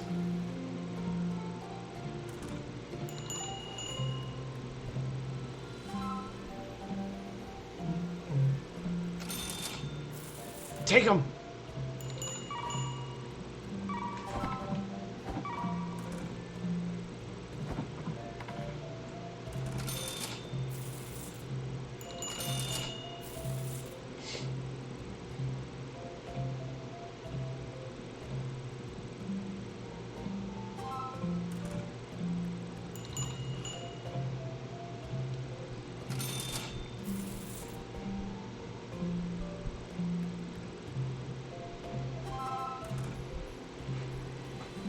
So, I don't know who all is still in here, but I just want to throw it out that I don't normally, or up until now, I have not generally streamed on Sundays.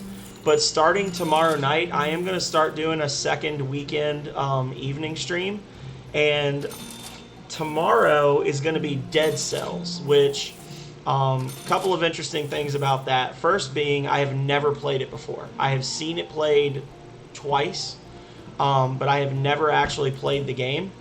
Second thing being that the game actually has built-in it's not crowd control, but it's very similar to crowd control. Like viewers can participate in a number of ways, to include deciding whether or not I get healed, taking control of bosses to make the fight more difficult, adding additional negative effects to my character when I'm in certain dungeons or areas.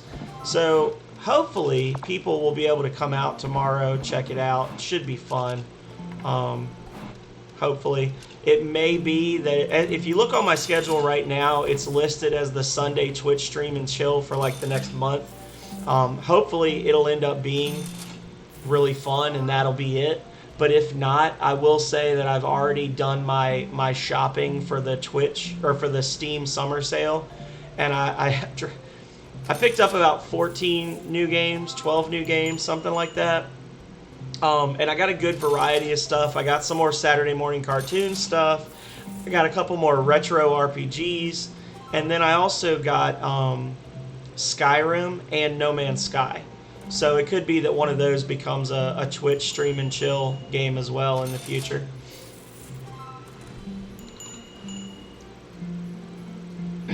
All just depends on how many people come out and how much fun I have playing Dead Cells tomorrow.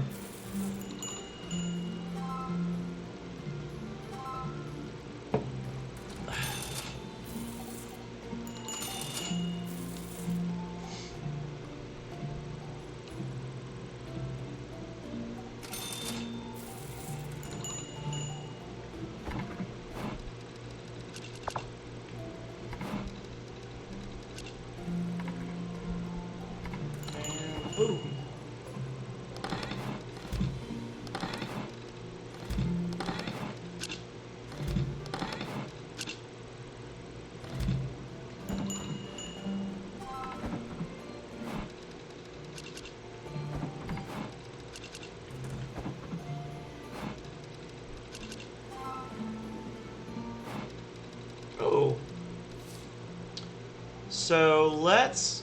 Magic ran rampant in the land. Both creatures and man of... Okay, yeah, we've already seen that one before. I'm going to put this one in at 40. Why not?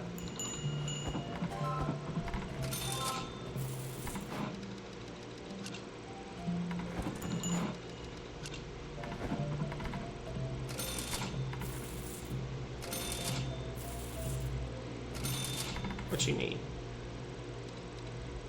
No. No. How much did we make today? I was selling a lot of low value stuff. 840K though, that's not bad. I mean, it's only half as much as we made last time, but it's still a decent amount.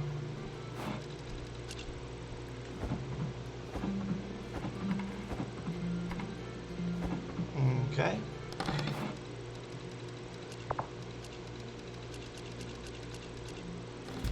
There we go. So we've killed 4 iron mimics. Time to go kill number 5. And I want to look. I want to make sure I'm not crazy. Like, I'm pretty sure I've got this upgraded all the way. Yeah, I've got the max strength weapon here. I mean, I guess I could always buy a new one and then like upgrade it up the tree to electrical, but probably wouldn't be worth it for the damage over time. I don't know. Maybe it would have been. Maybe that would have been a better thing to do for the bow, because the bow you just hit once and then roll away and it keeps hitting. I'd have to go back through and farm at every level, or I'd have to spend a ton of money. It would end up costing me. Buying the stuff from the luxury merchant, I would end up spending 1 million gold to get a lightning bow right now.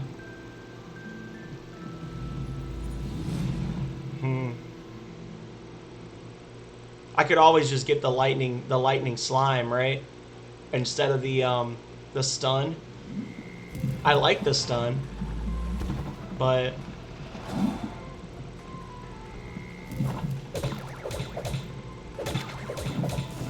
I don't know how helpful the stun is turning out to be when you're fighting 5 things at once and like one thing's getting stunned 20% of the time.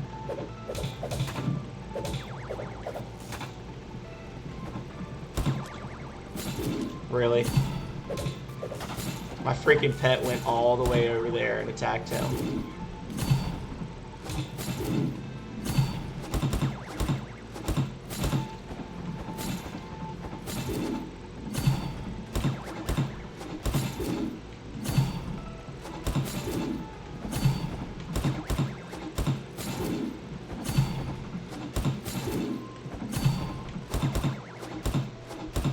Although it is pretty nice against enemies like this, right? When you're just fighting one tough enemy at a time, it's pretty useful. Ooh. Is that a mimic egg? I got a mimic egg. Yes. I guess... I'm not going to question it. I got a mimic egg. Suck it. Yes. I know I haven't killed 5 gold mimics. There's no way. I'm not going to question it. Whatever. Thank you.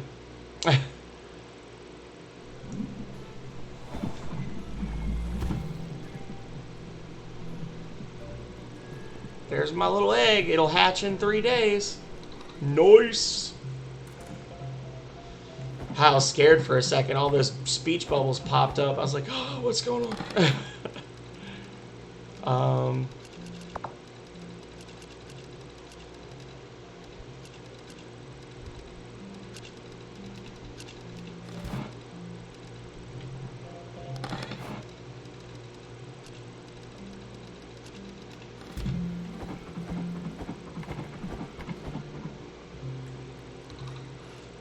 Okay. Let's see if the hawker has any new stuff for sale now that I've got the DLC. Nope. I've bought everything. So he sells decorations. This person just basically sells stuff that if once you've found at least one of something and sold it in a dungeon, he sells stuff as well, but he charges way more than the item's actually worth. So it's more for like if you really need something to get an upgrade or to complete a quest or whatever, you can do that.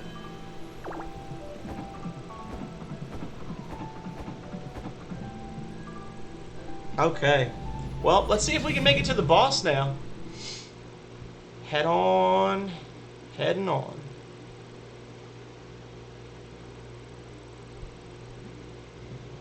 He's going to be corrupted because we... So if I just go up 2 and over 2. Oh.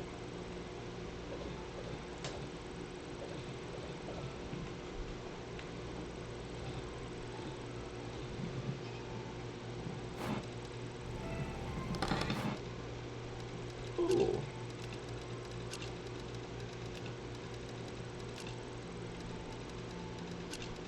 Put that down there. There. Bump, bump, bump, bump, bump, bump. Oh, that feels like a trap.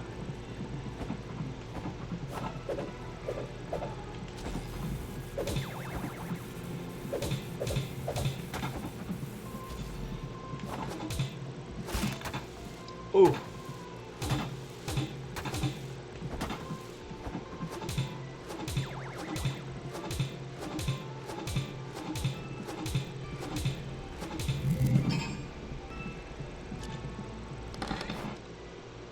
Yeah, if that one was a trap, my little helper would have gone after him a lot sooner.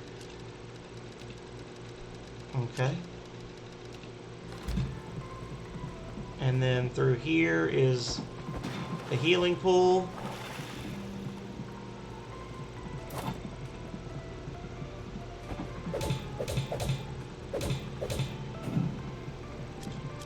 Would have been a good spot to farm. I guess, honestly... Probably one of the better ways to, I mean, at least on this floor, on this dungeon, to farm for the eggs would be to just have a generator, to have like a revival generator in the room, right? And then just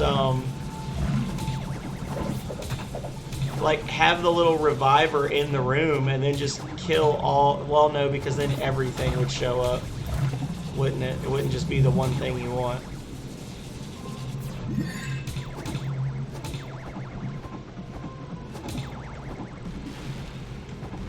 Oh.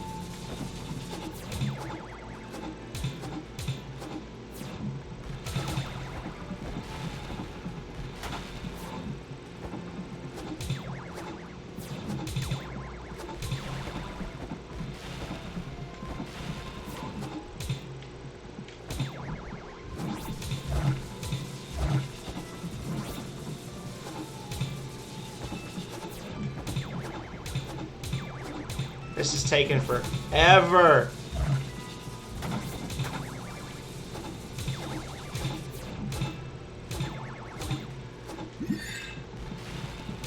I was not watching my health.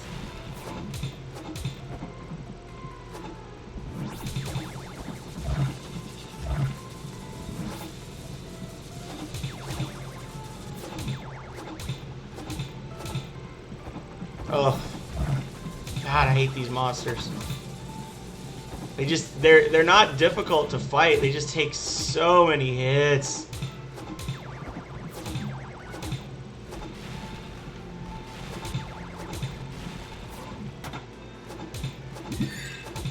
Yeah, I really need to be doing like bleed or poison or something to these guys. I need to be, or like electric.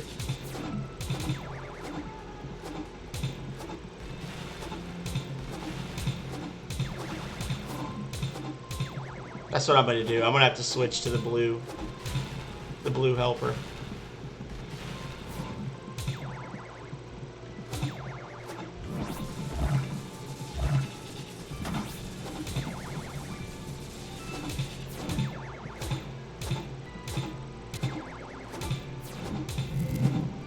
Jesus. That took so long. Oh, well, I guess it doesn't matter if I go to the pool, right? I can just... Oh, man. Get me out of here.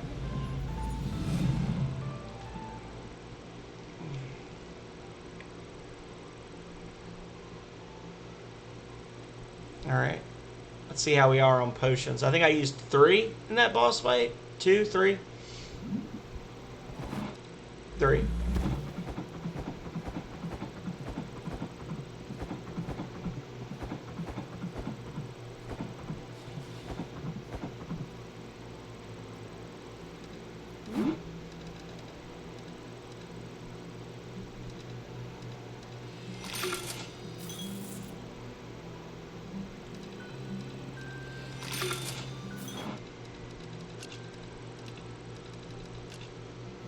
We loading up on potions. We are going for the boss this time, y'all. We are gonna kick his booty. Or die a lot trying.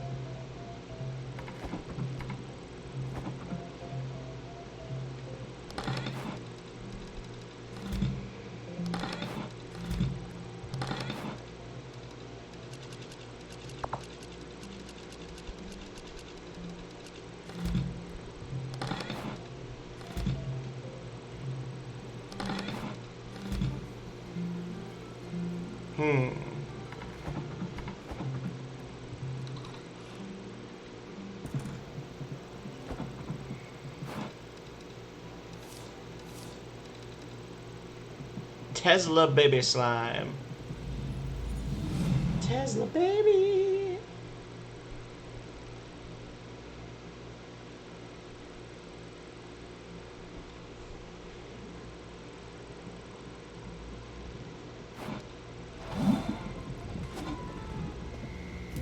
And to floor 3 we go. Oh my god. So let's see how much quicker we get through this now that we've got ye old damage over time. Well, this enemy appears to be immune to the electrical damage over time. Maybe not. No, he's bleeding out pretty quickly. Okay.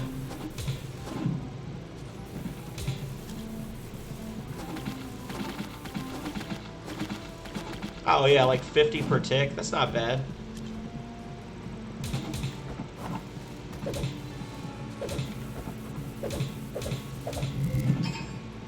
Okay. I can accept that. So these will send items home. So we're going to put these off to the side for now so that they don't accidentally do that.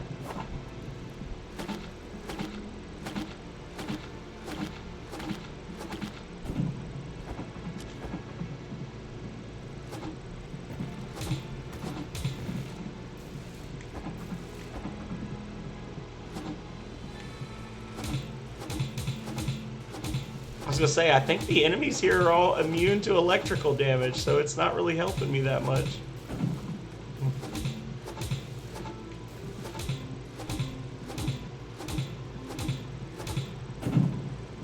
Got him. In the immortal words of Gary, bye, have a great time.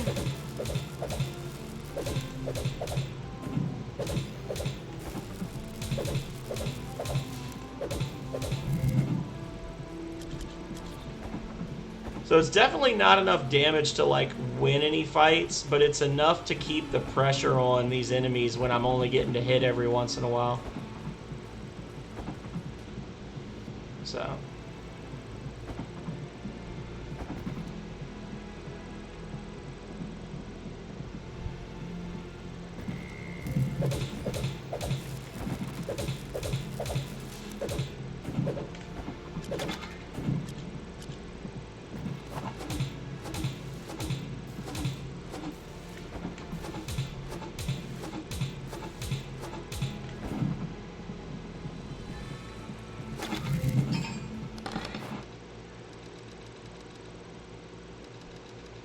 So what we'll do is we'll do that there, and we'll do this here, actually.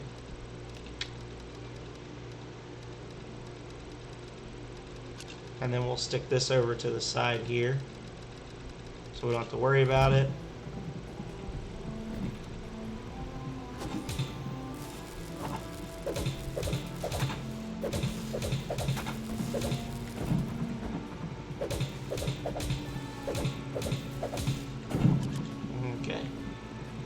Got him.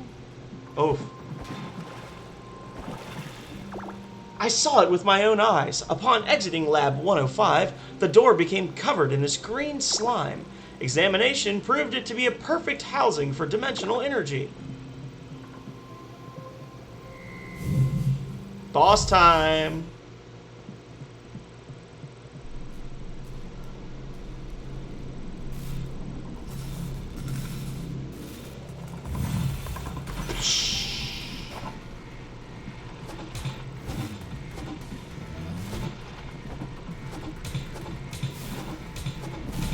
Oof, oof, oof.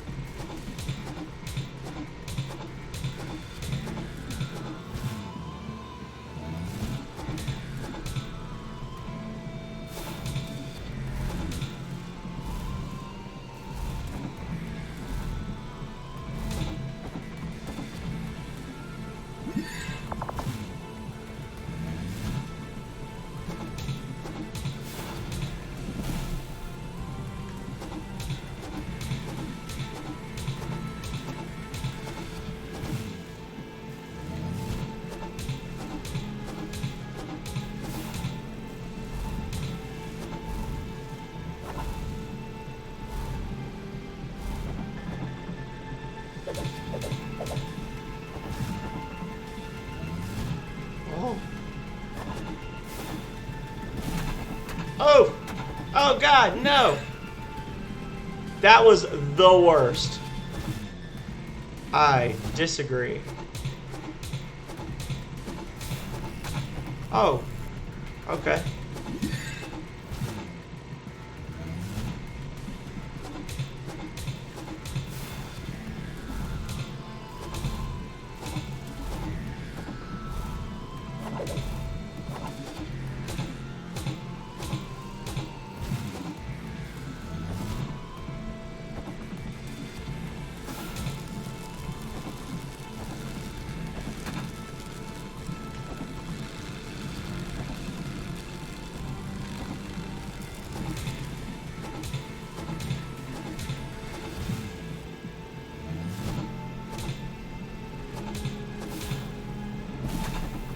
There is no freaking warning for that.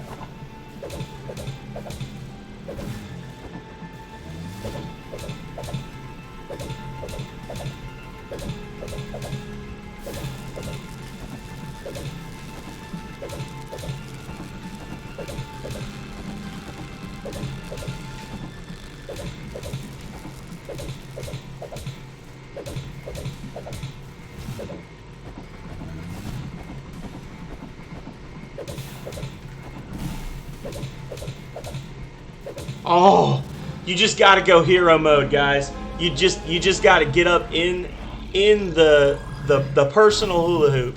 I had to think of a PG thing to say. You got to get in their personal bubble and just let them know how you feel. Whew. I had no potions. That's one of the tricks with this game is you can pile extra potions in your inventory if you want to. Go nuts. But what you cannot do, you cannot add like if you have extra potions in your inventory, you cannot then like swap them into your potion slot during a battle or whatever. Flux energy jottings, crafted through compression of magic. This is the greatest achievement of our time. Flux energy, to serve as both protector and power source.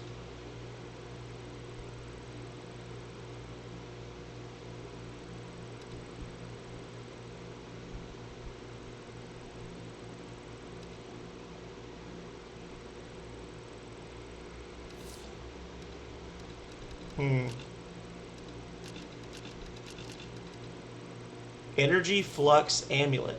Ring that boosts the owner's health by canceling the double damage of a secondary attack. Seems sucky. Don't think I'll use it.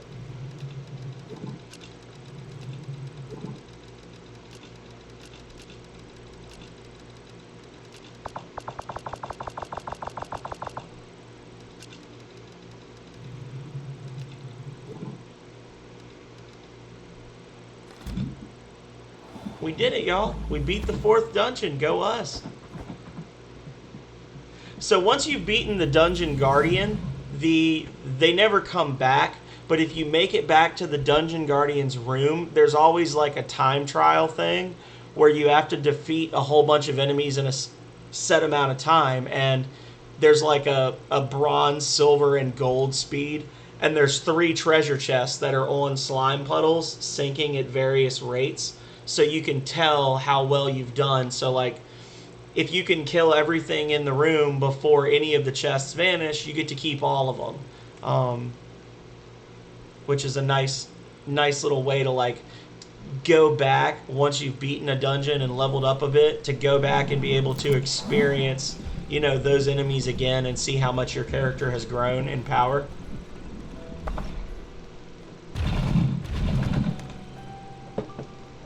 Oh my God.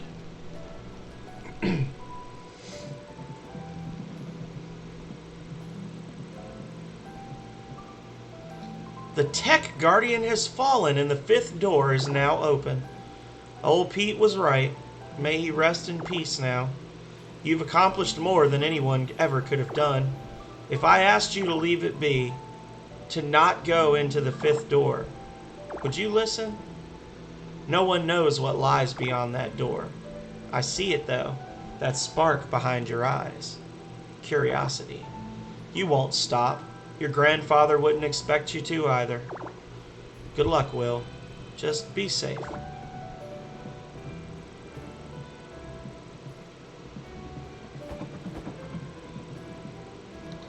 Hey, we them boys.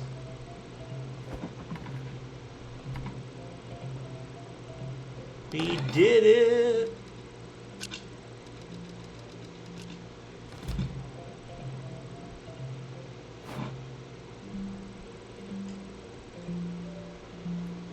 Alrighty. Well, we're only 2 hours into the stream and we've finished the tech dungeon. So let's see what else the game has to offer us, shall we? We got a lot of stuff to sell. Don't want to do that just yet, though. I see some people are jumping in now. I don't know if these are people that have been in for a while and you've just started being active or what, but welcome. We're about 2 hours into our Twitch stream and chill, and we just beat the 4th dungeon. And I'm thinking, if people ask me very nicely, I might just go in. Oh, darn, I pushed the button. I guess you don't get a choice. I'm going in. 5th door, final dungeon, y'all. Here we go.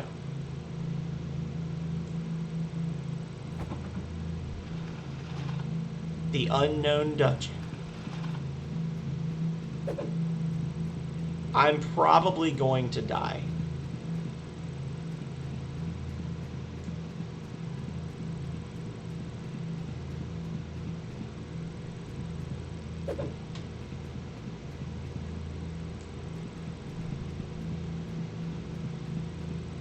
Oof. The symbol. That's the symbol on our shop, which is a design that our grandfather, I guess, found somewhere.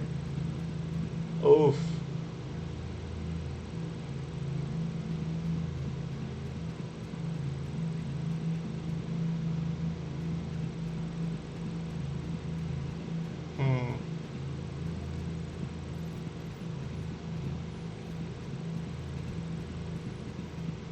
Broken necklace. Absolutely. Thank you very much, PHL. I am just spoilering to my heart's content here. So you just hang out. Reports indicate the Watch are on our trail.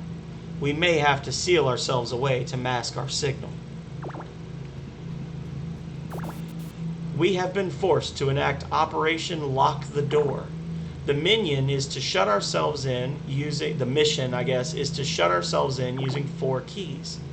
It will the minion is to lock us in and it will then hide those until the Watchers stop looking for us in this sector. We predict a month should be an adequate amount of time to lose them. It's been over 2 months since we shut ourselves away in here. Resources are running low. Where is that minion to set us free? Meanwhile, we have started development on Prototype L. That's stupid min error.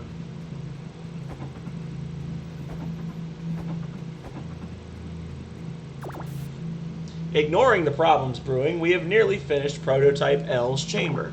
The boss really wants to try the new body, but we are unsure if it's safe yet. Prototype L is finally fair. There is only way to escape.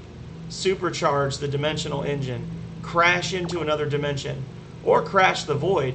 Anything looks better than starving to death. Error.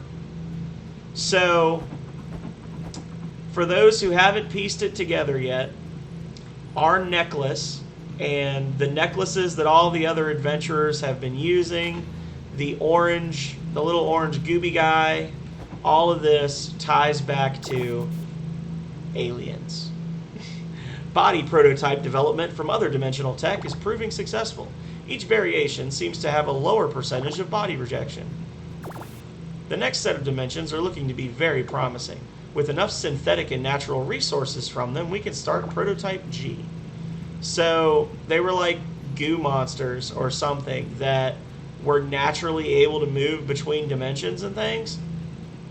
And they developed technology that would allow them to like warp in to different civilizations' hidden areas, steal their stuff, and then warp out again, so as not to get caught. And apparently they were being tracked by the Watchers.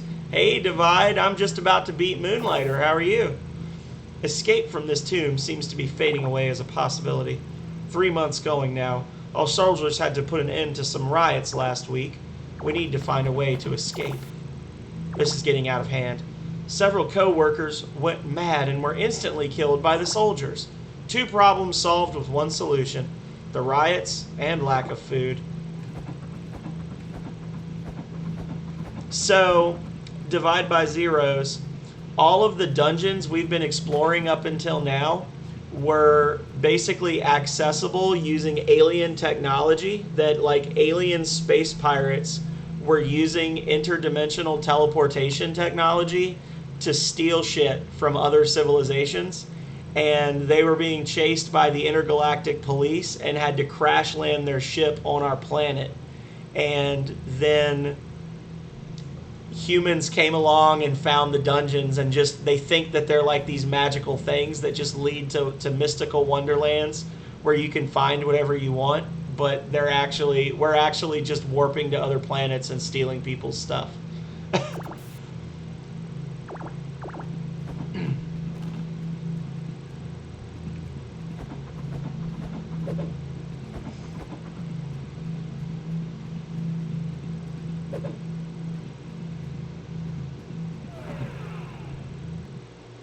Yeah. It's a cool story because the whole game you're just like, what is going on? Like everything just always seems a little off, but they bury the lead so well.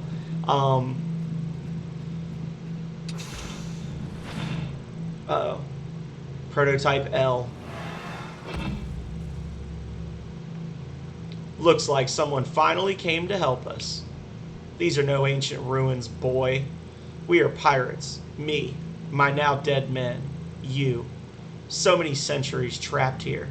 Must make up for lost time, rebuild my crew, pillage countless more systems. For your assistance, I thank you and will allow you to leave, boy. I said leave! Oh. Immediately takes a pot shot.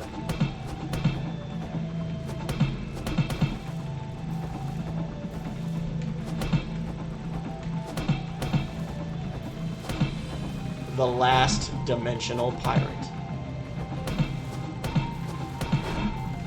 It's a pretty cool sword. I want his sword. It like cuts time and space when he swings it. Woo!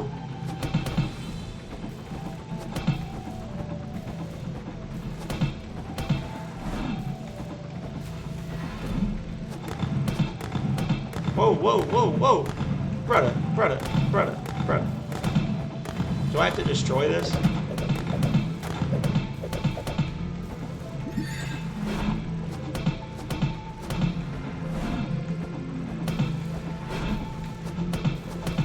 Well, the damage over time was a good idea. I'm glad I switched to that, because it's definitely helping.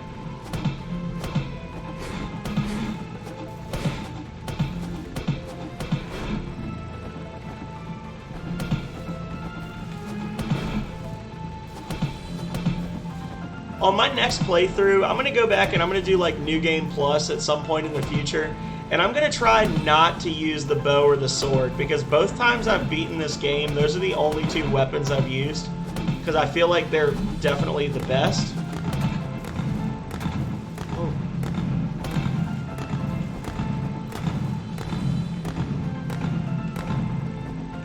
Okay.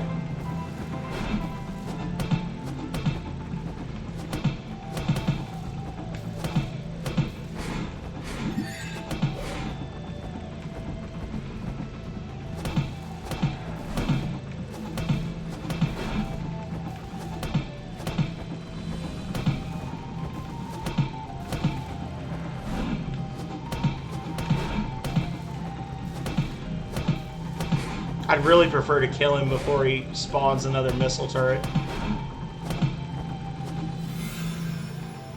Oh shit, here he goes! He's doing a thing! Uh-oh. Phase 2. Oh.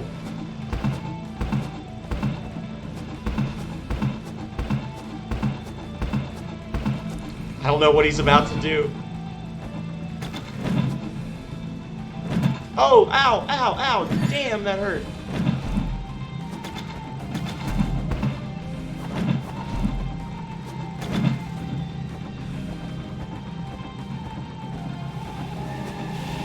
Whoa!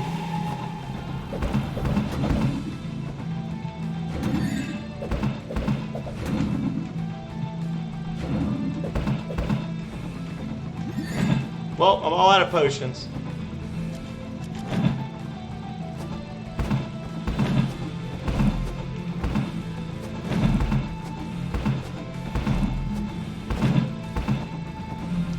Yeah.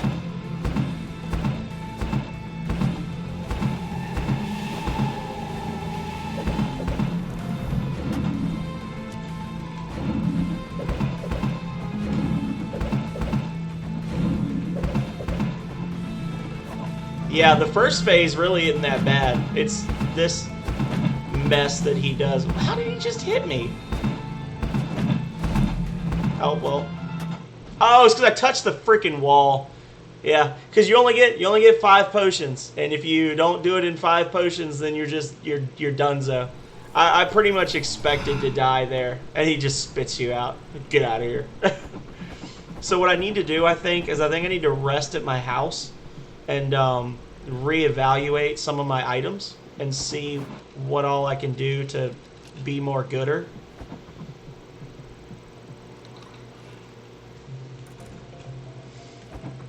Because resting at your house actually gives you a buff. It gives you a couple of buffs to your character.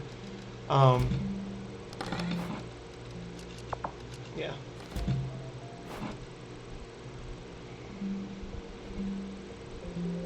Okay. I'm wondering if there's not 3 phases to this boss for real. Like, not trying to be funny. Like, I'm honestly wondering if there's not 3 phases.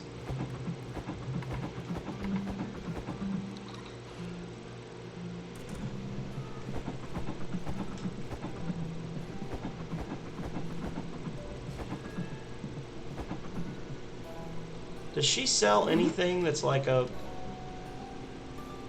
Restores full health. A vital potion for the more difficult dungeons.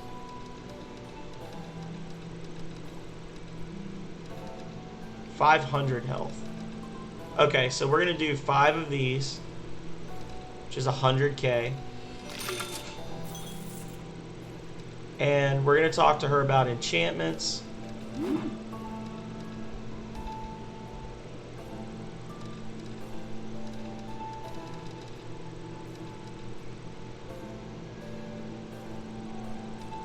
Oh, that's what you use the empowering crystals for. Is this a temporary thing? Hang on. I always thought I've literally never done the enchantments.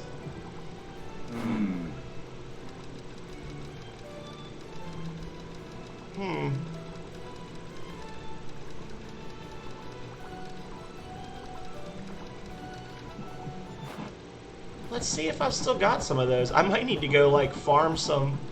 I might need to go farm some empowering crystals now. All this time I've been saying they're useless.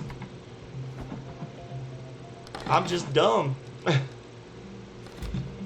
Alright, so what we'll do is, if the hyper potions don't do it for us, then we'll go back and we'll run some dungeons and get some more crystals. I always thought it was like a temporary thing. Maybe it is still. Let me see. Let's check before we get too excited. Moonlighter enchantments.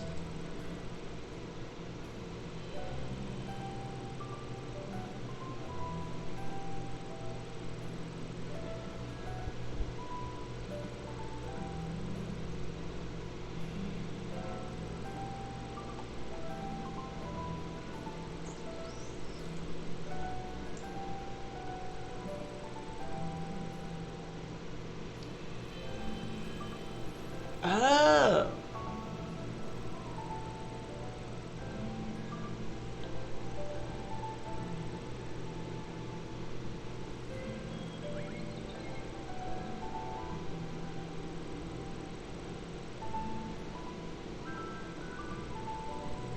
So those are actually permanent things. I honestly and truly thought that I thought the enchantments were like temporary deals. Okay.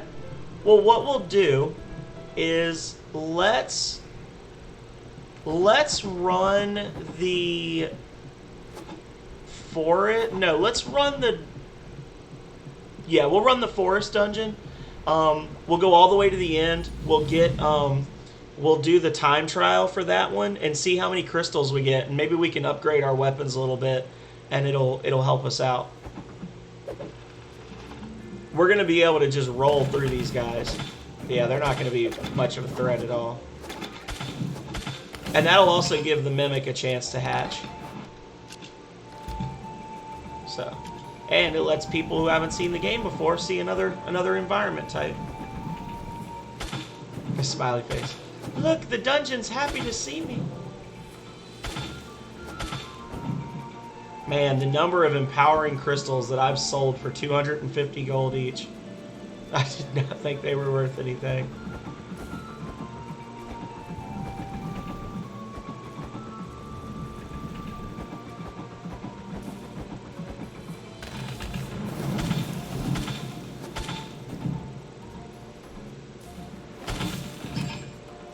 Oh, well, that's a link to the fire dungeon there. Check that in a minute. Oh, boss is through that door, so let's go this way first. And then we'll come back, go north.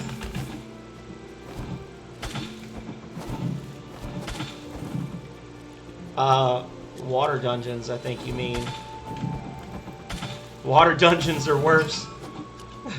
They're so much worse.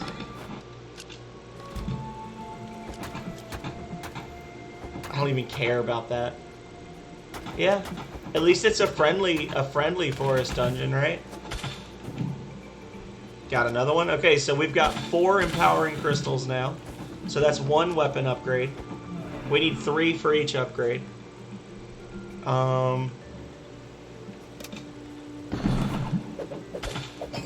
buddy.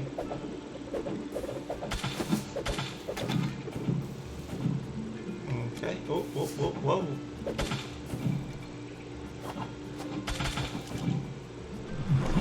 Okay.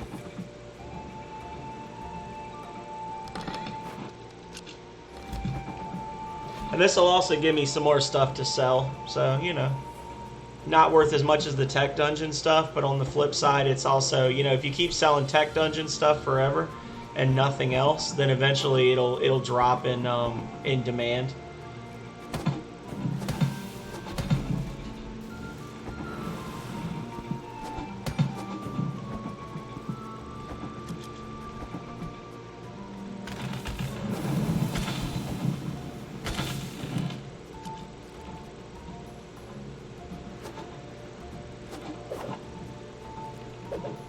I was like, what is this stick? I'm gonna touch it. Ooh. Slime dungeon. See, now I'll do the slime dungeon because I wanna get the extra challenge and stuff. Alrighty.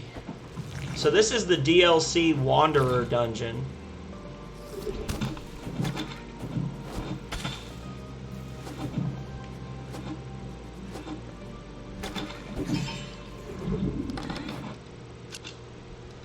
Oh.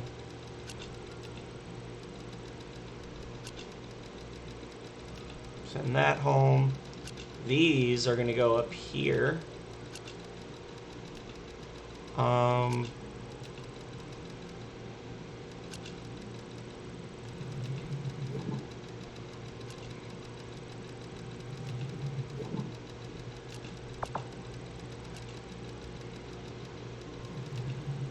Okay. Put that in there. That in there.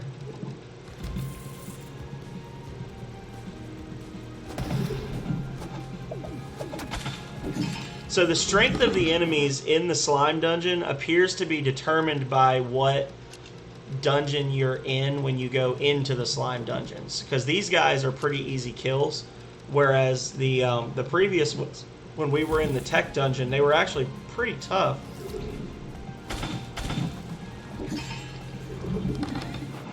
Yeah, these are just variants of monsters from the forest dungeon. Ooh! What are you? You're dead, that's what you are. What is this? Artifact will disappear upon entering or upon exiting the dungeon. The staff spear. Okay.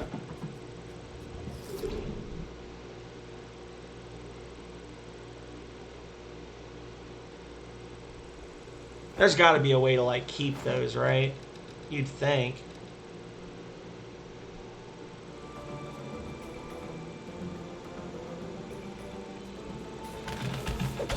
Yeah, it could be. I mean, the enemies are pretty... Every time you go to a new dungeon, there's a pretty marked increase in their strength. Like, you go from being able to kill everything very easily to just dying in 2 hits.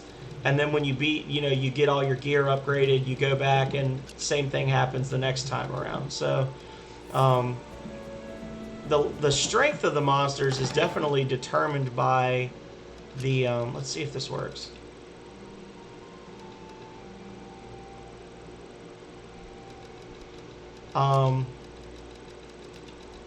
Seems to be determined by where you are in terms of the dungeons. Sorry, I went off on a weird side road there. Speed powder. That.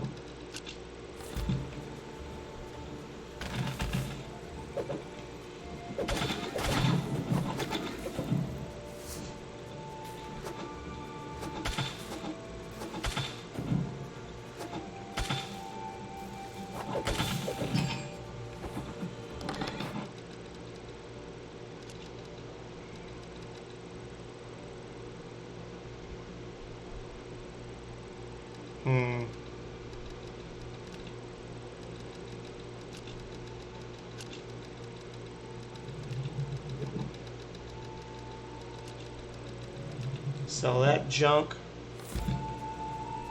So what were you working on, PHL? Were you trying to get something set up for a stream later, or were you just messing around with settings, or what? I'm curious. Inquiring minds want to know.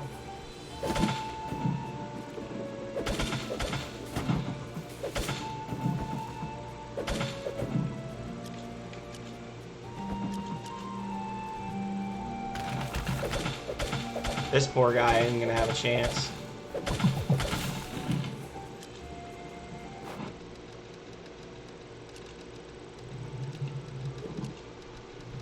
Get all this cursed content out of here. Alrighty. Well, we got at least one. We got one enchantment, or one enchantment's worth of crystals, right?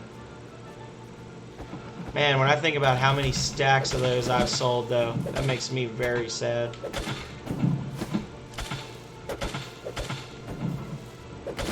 Ah, well, the more you know. It's my fault for literally never checking a feature in the game before, right? Let's see. Ah, it doesn't work.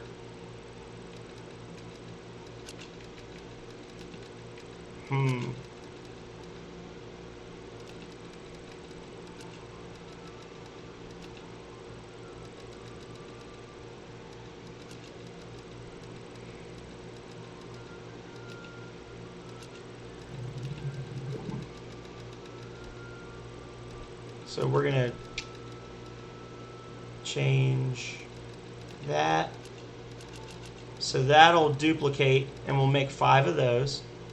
This.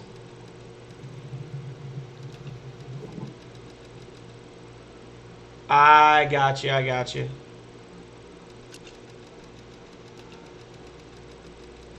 Well, I can promise you I'm not going to be playing any more Halo for a while. So you don't got to worry about me trying to do any of that nonsense. The last time I played Halo,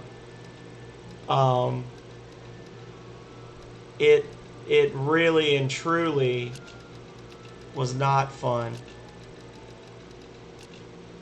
Because the thing is, I had soloed all the Halos before on Legendary, but the thing I failed to remember is I did it over the course of like a decade and not like back to back, losing my mind while I was doing so.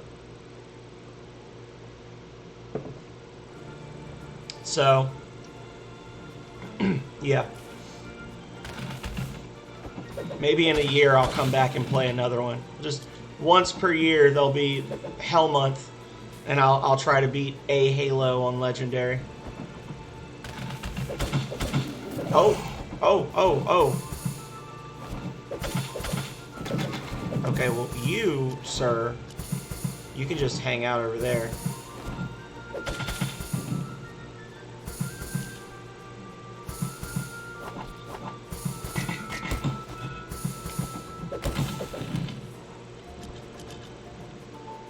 Well,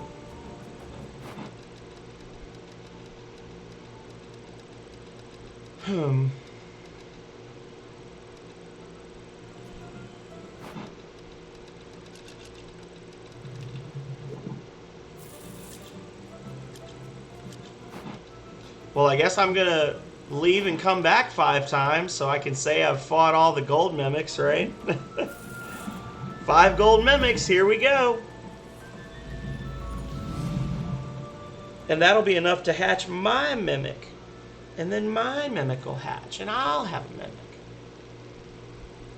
Bloop.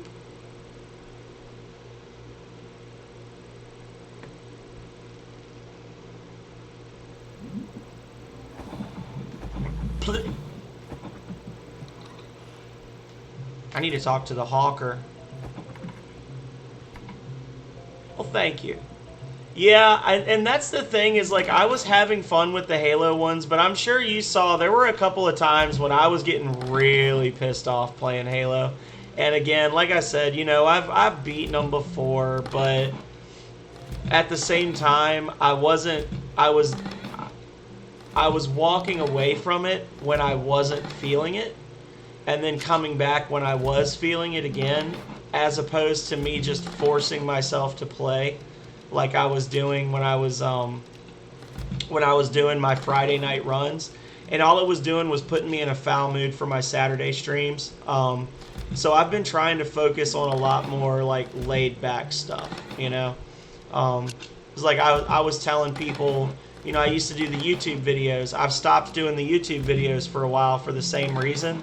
I enjoyed it, but there were times when I didn't want to do it, and I did it anyway because I felt like I had to, which it was essentially becoming work that I wasn't getting paid to do. And I make fun of people who work overtime for free at my real job, so why am I working for free at this, you know what I'm saying? So it was just one of those things that I enjoyed them. I may go back and play them again, but I don't want to right now.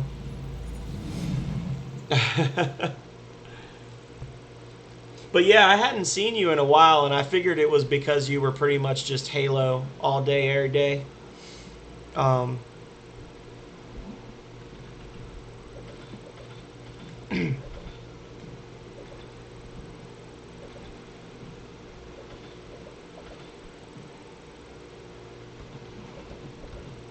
Nope, you dead.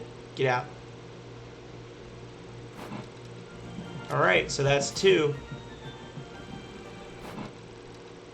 I don't know why I'm doing this, because I've already got the Mimic Egg, but I just feel like I have to. I have to kill 5 golds. But I am glad to have you back, though. You know, or to see you again. I'm glad that you've been enjoying my casual stuff. I've been mixing up my schedule quite a bit, trying to do different things to you know, kind of balance the streaming and my actual life, because it was getting a little crazy, which my girlfriend / moderator would probably say it's still a little crazy, because I do stream quite a few nights a week, but I've spaced it out in such a way that I also have a lot of free time now, like to do stuff with her. So yeah, that's my main goal now, is just to try to do more chill streams. You know, nostalgia games, retro RPGs, just kind of chilling and chatting with people on the weekend and playing games that basically never end. Like I was telling Calrea, I bought several games for the Steam Summer Sale. I bought Skyrim. I bought a few other little RPGs that I'm going to play. Knights of the Old Republic 2, Jade Empire, stuff like that. But I also got No Man's Sky. And I was telling her, you know, I hadn't played No Man's Sky since it first came out. And it was a big disappointment. And that was 5 years ago. God help me. And I had never played it since. I had never played it since any of the DLC had come out or anything. And I looked and I saw it was on sale half off, and I looked at the DLC and I said, you know what? This is a game that I could probably play forever at this point. Like, it's got enough content. I could probably play this game forever. So lots of fun stuff that you can just kind of play and have fun with.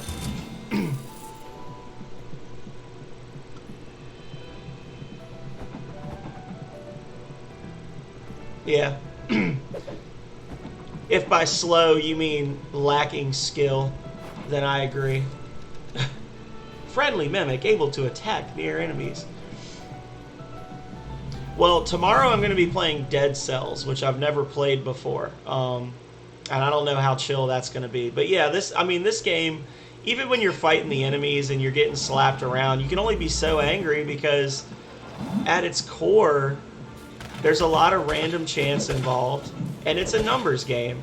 If you don't have the armor or the weapons, you're not going to win, so you can't really be mad about it, you know?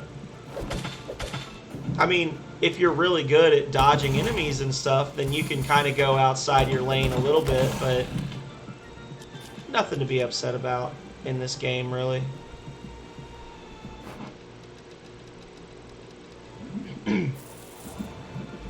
But I have also, it's actually funny, I sat and watched some like speedrun breakdowns with Calrea, which normally she's not into that kind of thing. But we watched some videos that are like the world, it's like the world record for the original Mario Bros.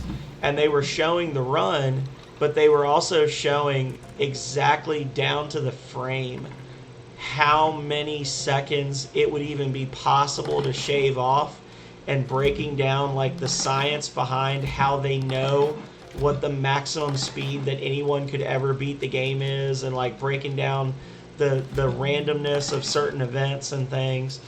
And so I have been watching some speedrunners myself. I like watching the YouTube videos of the speedrunners though, because there's a couple of people that I've seen that do speedruns of like Mario and things like that, that you're watching them play and they're so into what they're doing that they're literally just like, and then they get hit and reset.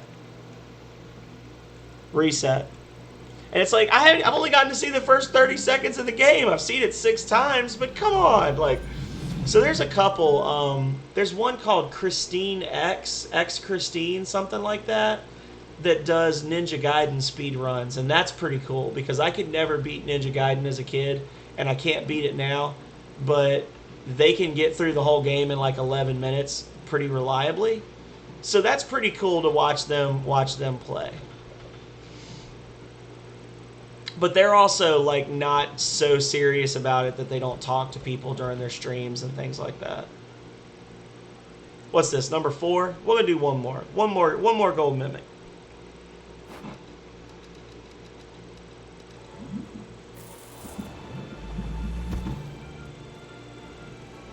Yeah. But the speed run itself is just like, wow, that's incredible. I like the breakdowns. I can't remember who it is that does them off the top of my head, but there's a person that has several of them where they're like, let's break this down frame by frame, and they're letting you know that like the Koopa, the Hammer Bro has 3 different attack patterns which can take 0.24, 0.74, or 1.3 seconds. And you have to do this, and it's really cool the way they break it down. I'm really into like the science behind it. So, but I don't think I could ever be a speedrunner for one game because I don't think I could play one game that long, if that makes sense. I had flirted with the idea of doing speedruns of Rings of Power. And I even looked, and there's only one person that's ever put in summoning salt.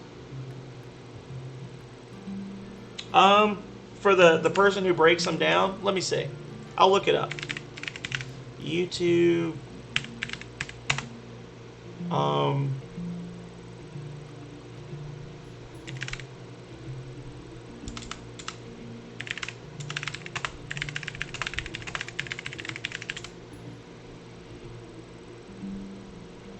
Bismuth. Bismuth.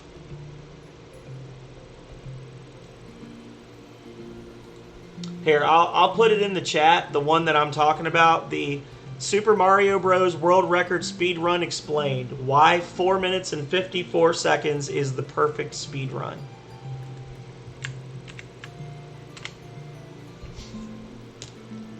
So, But yeah, they break it down to the point where like they're telling you like how to do the flagpole glitch where you have to jump and you have to hit between this subframe and this subframe and then jump and go into the box. And if you go at this specific angle, it'll shunt you through to the other side and save you like 0.8 seconds because the flag won't go down, or like, it's crazy. But yeah, I thought about doing a Rings of Power speedrun. Rings of Power was the first full game that I ever streamed, and I really loved the game. And then I looked and I saw that some absolute maniac had beaten the entire game in an hour and 4 minutes.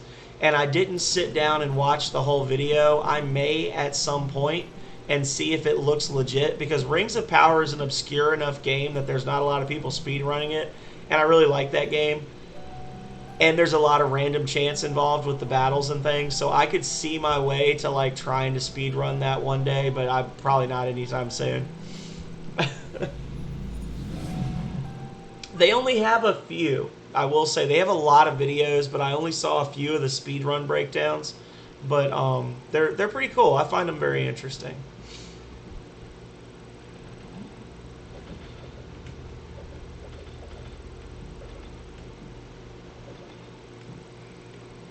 So, are you a speedrunner, PHL? I don't think I've ever had that conversation with you about, like, do you stream content, that kind of thing?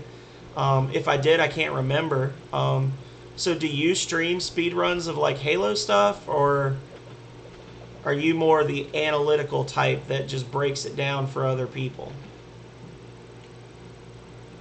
Because I would love to either do a raid or check you out sometime doing some streams.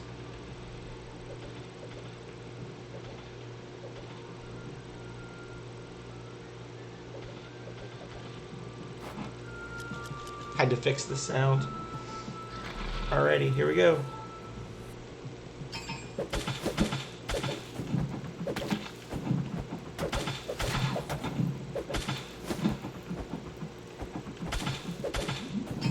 Got him. Yeah, kid stuff. Okay, so let's see what we got here. Boom, boom, boom. Easiest run of my GD life.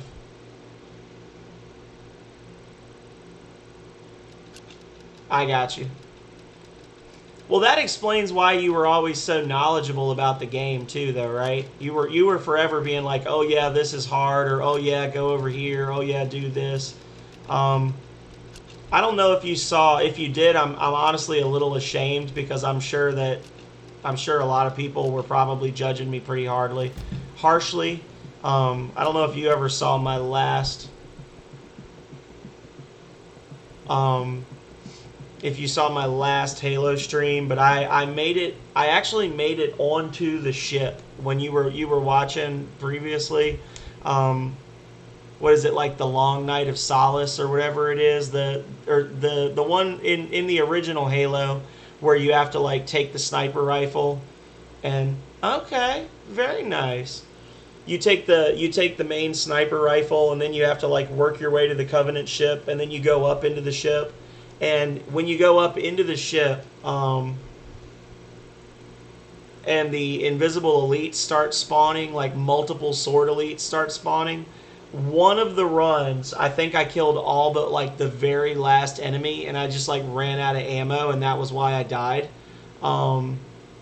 And other than that, I never made it more than halfway through the battle in that first room on the ship. And then I got super frustrated. I went to play Halo 2, and I made it up to the first Earth level, and I got into the alley with all the sniper jackals, and I killed all the jackals no problem on the first try, and then got killed by one of the elites that's invisible because I didn't realize they were there. And then I could never kill the jackals again for like 30 minutes. And I got so mad, I was like yelling and cussing, and I just was like, you know what? I can't play this game anymore. It's unhealthy, and to be that angry about a game. And my girlfriend was like, it's the same thing. She was like, I don't want you playing that game anymore. Don't play it. And because she's the boss and pays half the rent, I had to obey her. I skipped a good chunk of it. I need to just go back and skip the whole thing. If you were watching, you saw. But right when we crashed, I ran down the side alley and I did the crouch jump onto the roofs, and then I ran across the roofs. But then I fell down at that point. And I think you can skip all the way to the beach, if I'm not mistaken, going across the rooftops. And I just didn't because I'm dumb. But yeah, I know that level is pretty abusable in terms of where you can go and what you can do.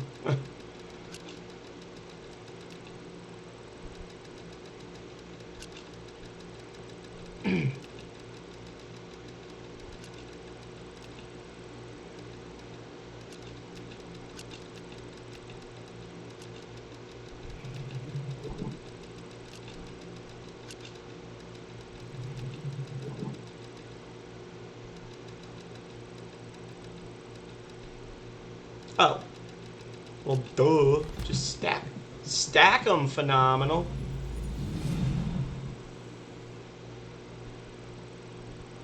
You enjoyed my stream at the time because I was terrible at it? Because I was yelling and cussing and carrying on?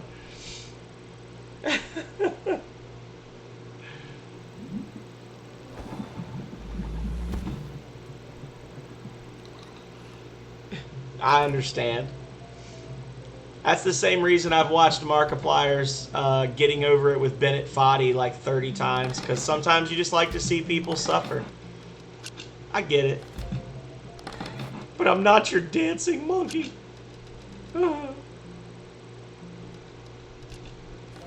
I got you. Since I was doing plebe strats.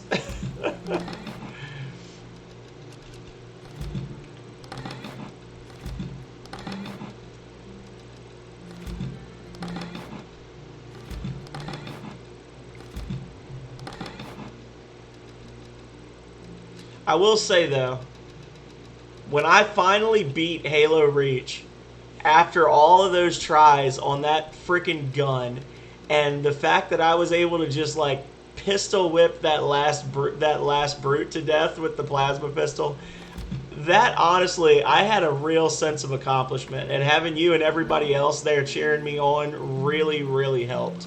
Honestly, I would have quit a lot sooner if I didn't have Kid Varg and you and the others telling me, like, don't, come on, man, don't quit yet, you got this. Like, that was really what kept me going on that last stage, because I was like, I know I've done this before, this is possible.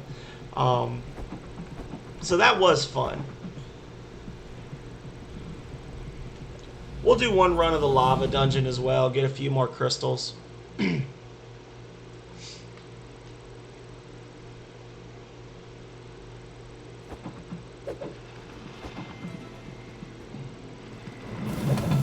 Actually, I'll probably get a couple of eggs here as well, because there's a couple of monsters in this area that I never got the eggs for.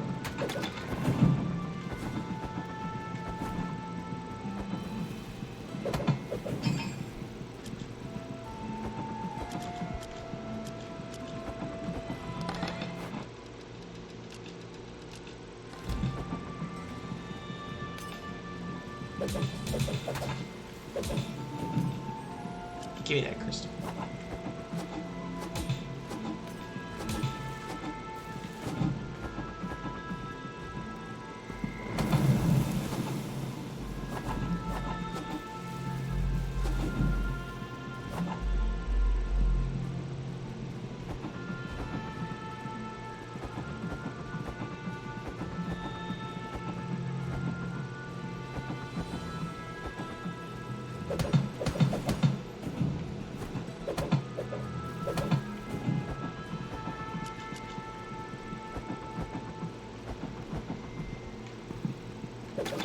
Well, I tell you what, for real, PHL, I'm definitely not anything approaching a well-followed streamer. But if you ever do decide to do any streams or anything, you let me know, because I would love to bring some people in to watch you play, just to repay you for all the support you've shown me. And you were all, you know, you're always such a reliable person when I was doing the Halo stuff. I always kind of knew I could count on you to be there and help me get my views up. So if you ever change your mind or you're doing something special for like charity or whatever, let me know. Send me a private message and I'll get some people in. And I will say that I don't know if any of them are in here now, but I've actually been talking quite a bit with a group of other streamers that do a lot of retro stuff like me. And they've got a pretty good community that if you were ever doing something like that, I could probably convince at least a few of them to jump in. Most of them do like retro RPGs. There's some other stuff mixed in, but they're all really good guys.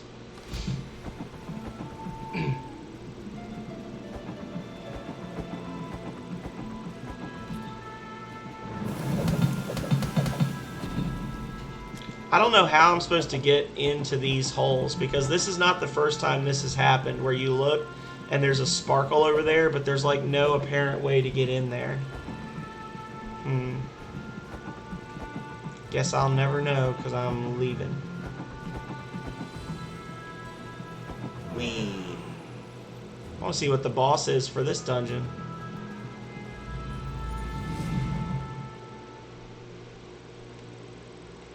That dual-wielding skeleton was pretty cool looking, but he was pitiful. Oh, what the hell? That was like a tank.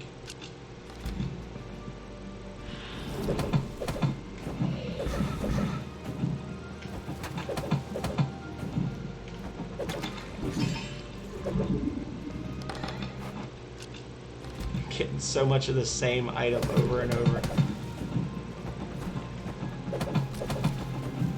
Oh, what? Whoa. Okay, so that's public enemy number 1.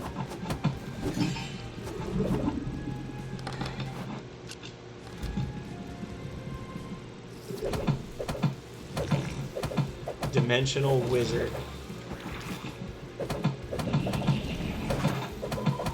Nah, bro, I'm just gonna kill you.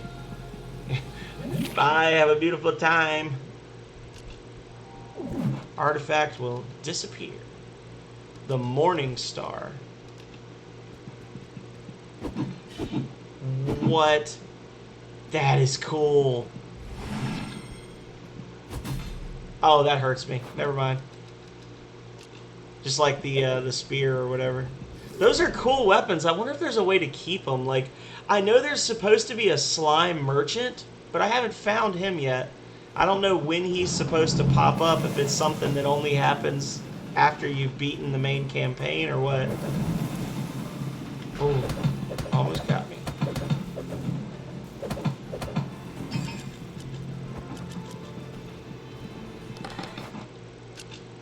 Oh.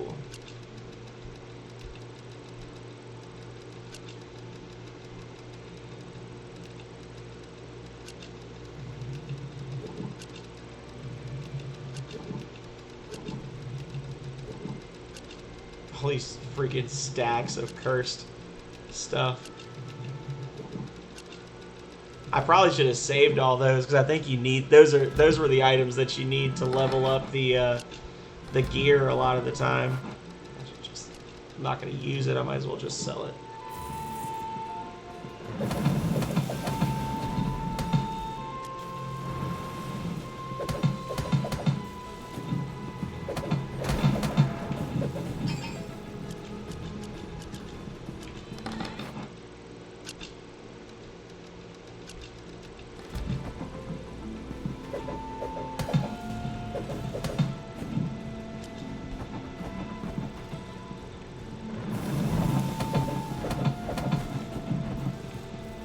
Oh, there's an egg.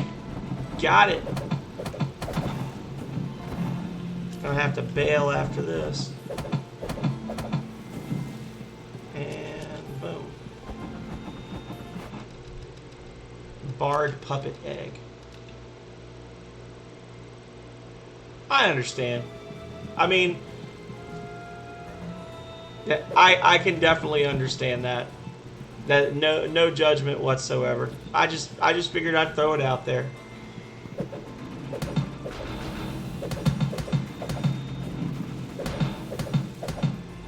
And you being high up on the rankings as you say you are, I'm honestly a bit flattered that you'd even bother watching me. You know, that is very nice.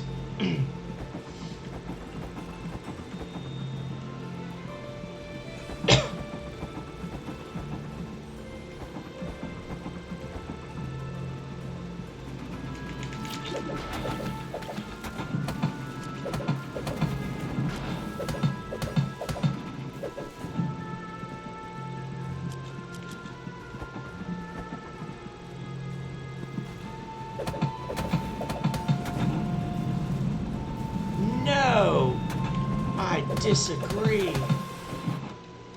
Why didn't you? Oh, because the max is 5. Dang it.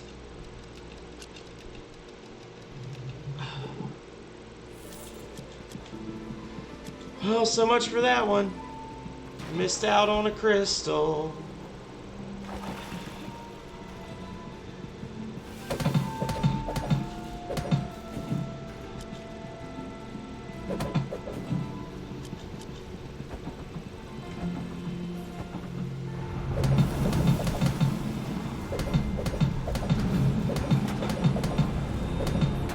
Now you do your thing, buddy, and I'll do mine. We'll see who wins.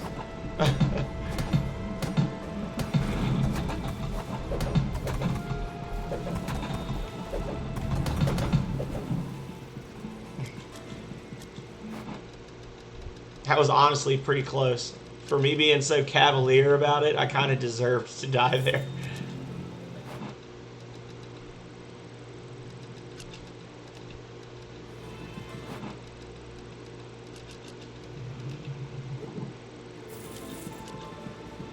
Honestly, it's funny you say that because I'm sort of the opposite. Because I'm actually a pretty antisocial person in real life. Like, I get along with people, but I don't go out looking for people to hang out with. I'm not like, oh man, I'd really love to see some people today.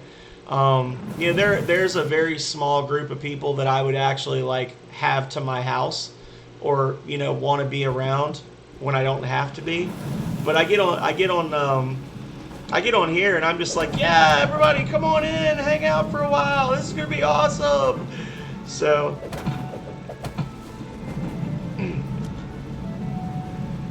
just different people have different things they feel comfortable with, different comfort zones. Well,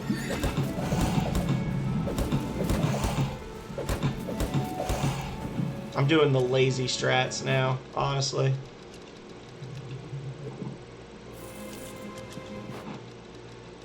Lazy strats for the win.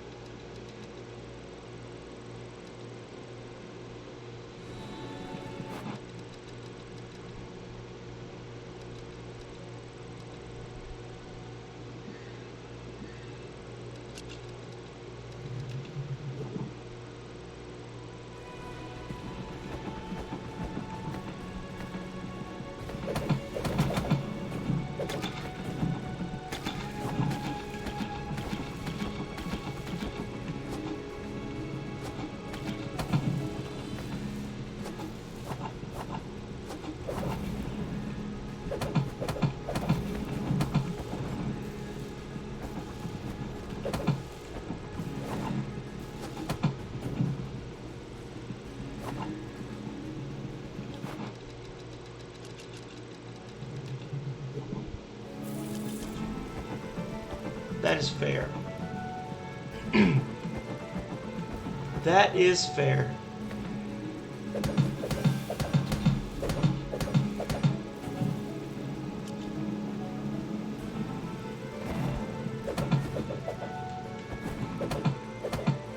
Oh, how did I know? It's because I'm pro casual gamer.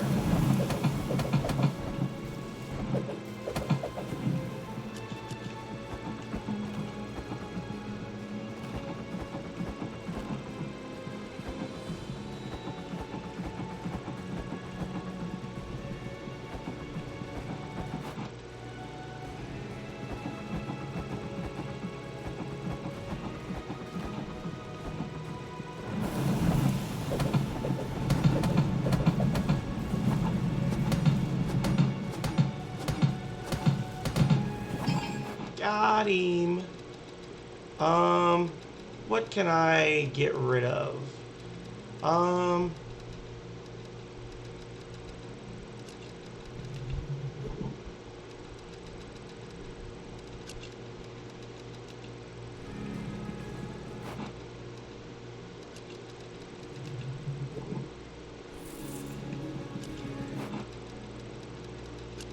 Yeah, we want those reds. We want those red, tasty crystals.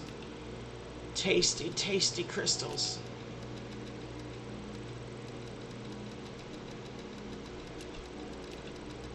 You know what, baby boy or girl? You can go home. There you go. You go on home. I'll be back later.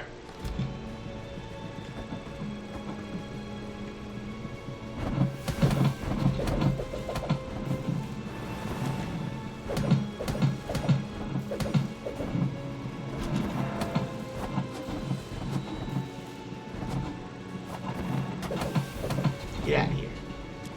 Get out of here. Oh.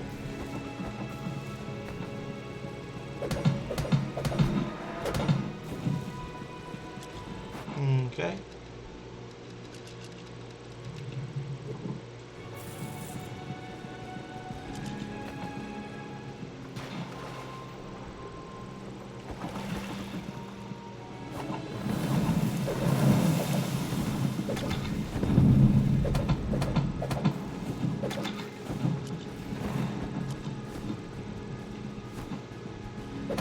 I never before have I been so happy to see empowering crystals drop. I'm still flabbergasted that I never bothered to actually look up and see what this stuff does. Oh.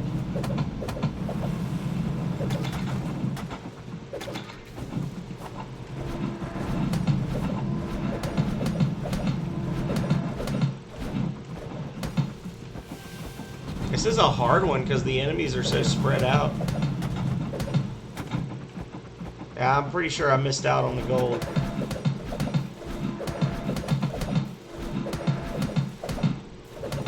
Nope, just barely got it. Oh, beautiful.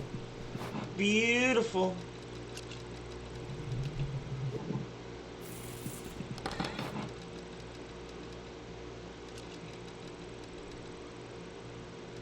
That home.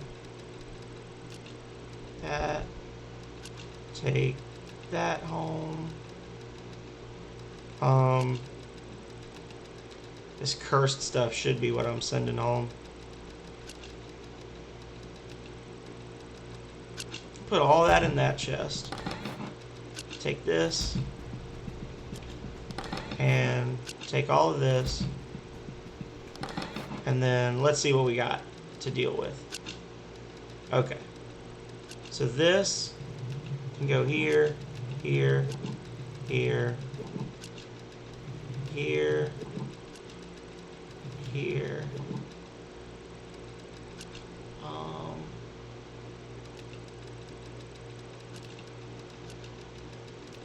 Put that there. Put that there.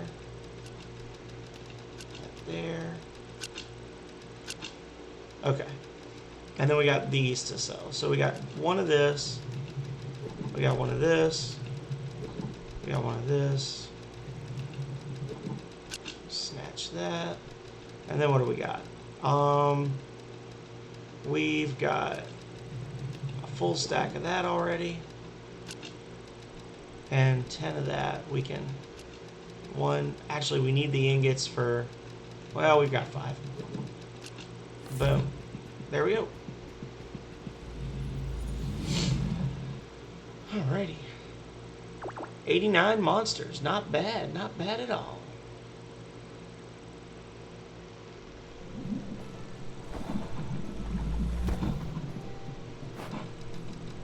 Dancing puppet made to support his companion with cheerful dances.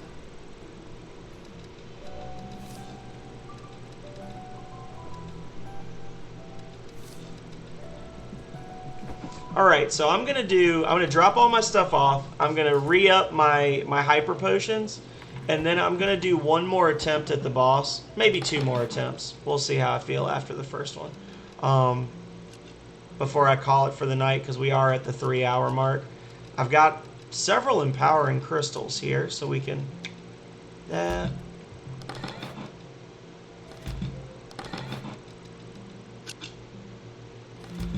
Boss Pong.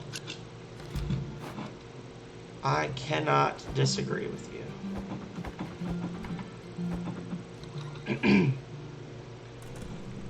Well, thank you. I think I can handle him. The part that really messed me up was when he pulled me in and then did the ring.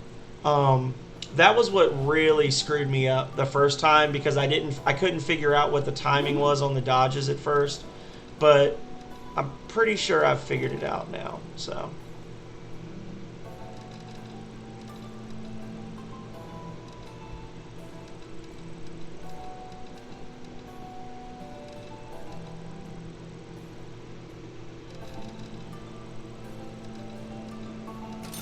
Okay, so that's maxed. And then... start working on that one. You can only do 1 each of those, okay. Oh, I gotta actually get potions, right? Craft potions.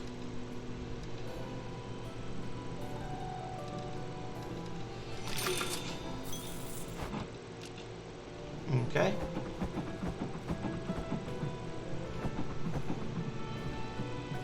Knowing that PHL himself is cheering me on, I feel new vigor entering my body. That was the vigor.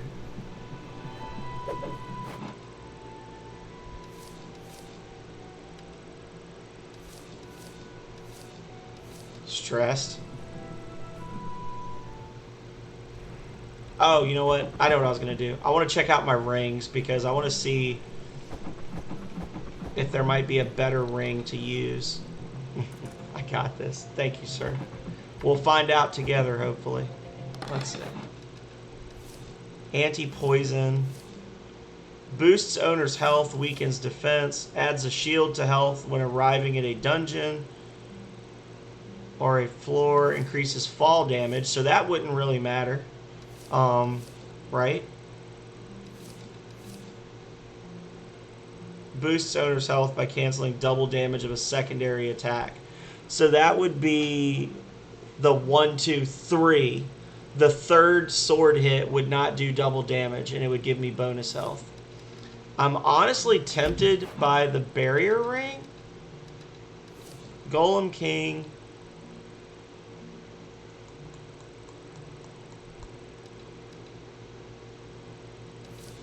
That one's already boosting my health.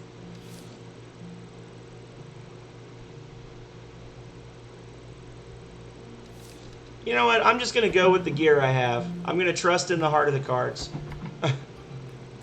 Heart of the cards. Heart of the cards.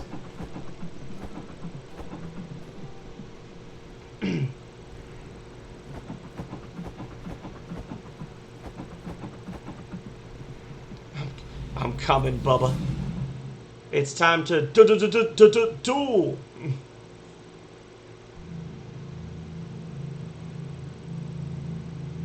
I like the flow at the end of that. It's time to duel.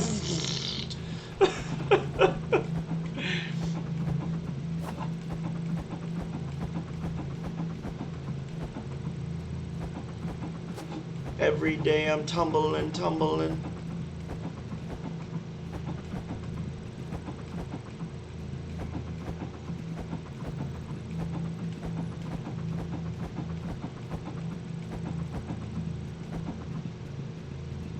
And I need to remember not to touch the walls this time is the other thing.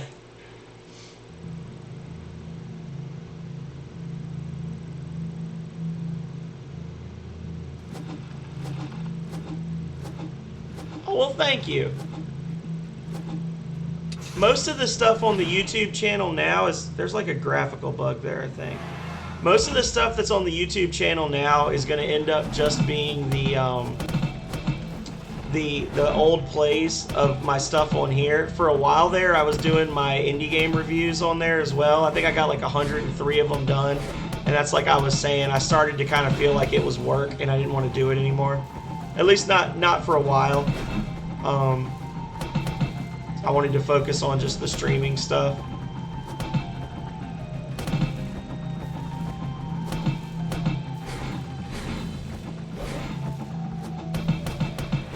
But there's actually some very good indie games that there's a few real stinkers on there. But honestly, I try not to be too hateful to the people, to the indie game makers when I'm playing their game. I give them constructive feedback, and then when they act like buttholes afterwards and they tell me to mind my own business or whatever, that's when I usually put them in the butthurt devs collection.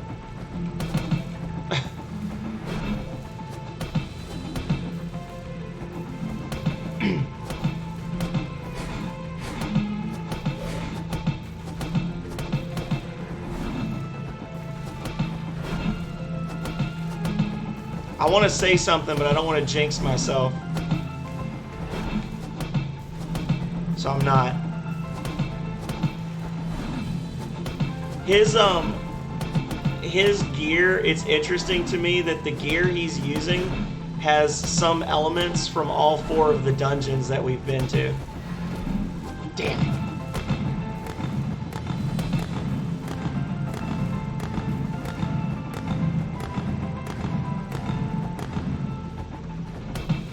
Well, I can't jinx it now. I was going to say I like that he's not making any missile turrets. Alright, here we go. Time to mess him up. We got this. We got 5 potions, and we still have a shield left. We can get a free hit.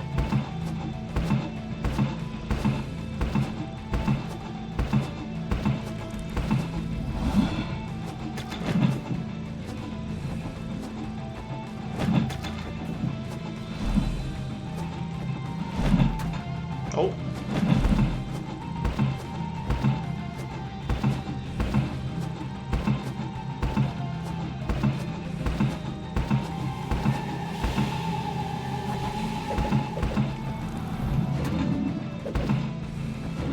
Oh. There we go. I got my timing down.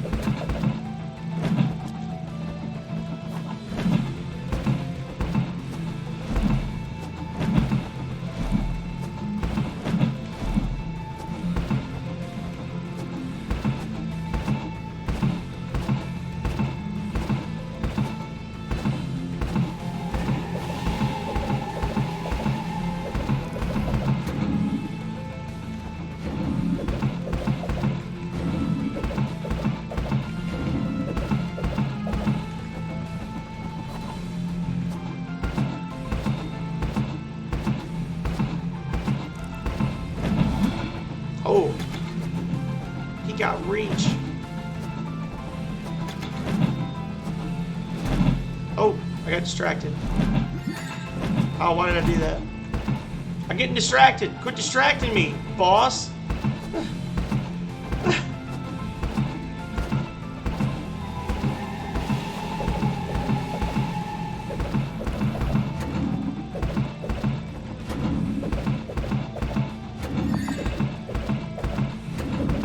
Tank him! Hero mode! Did we win?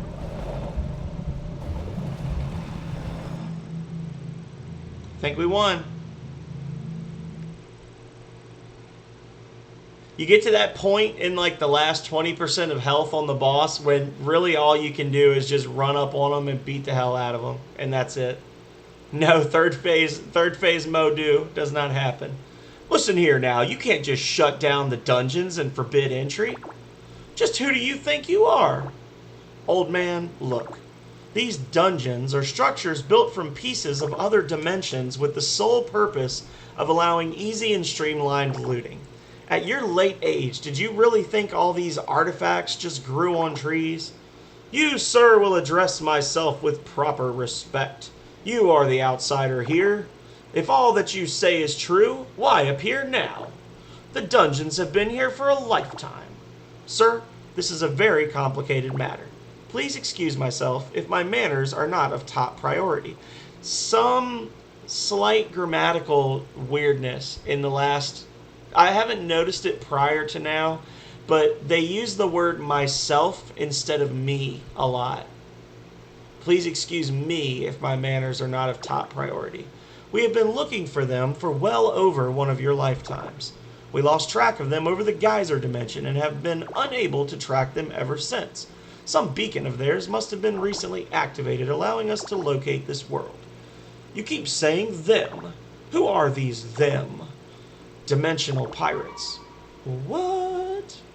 Dimensional pirates? Dimensional pirates. A race of creatures made completely of dimensional fluid. Because of this, they developed interdimensional traveling tech very quickly. Instead of sharing their knowledge, they took to stealing from other dimensions. According to our reports, they should be hiding just beyond that door. Who is that boy? He isn't a pirate, is he? Of course he isn't. Will, what a sorry-looking kid. Are you all right, Will?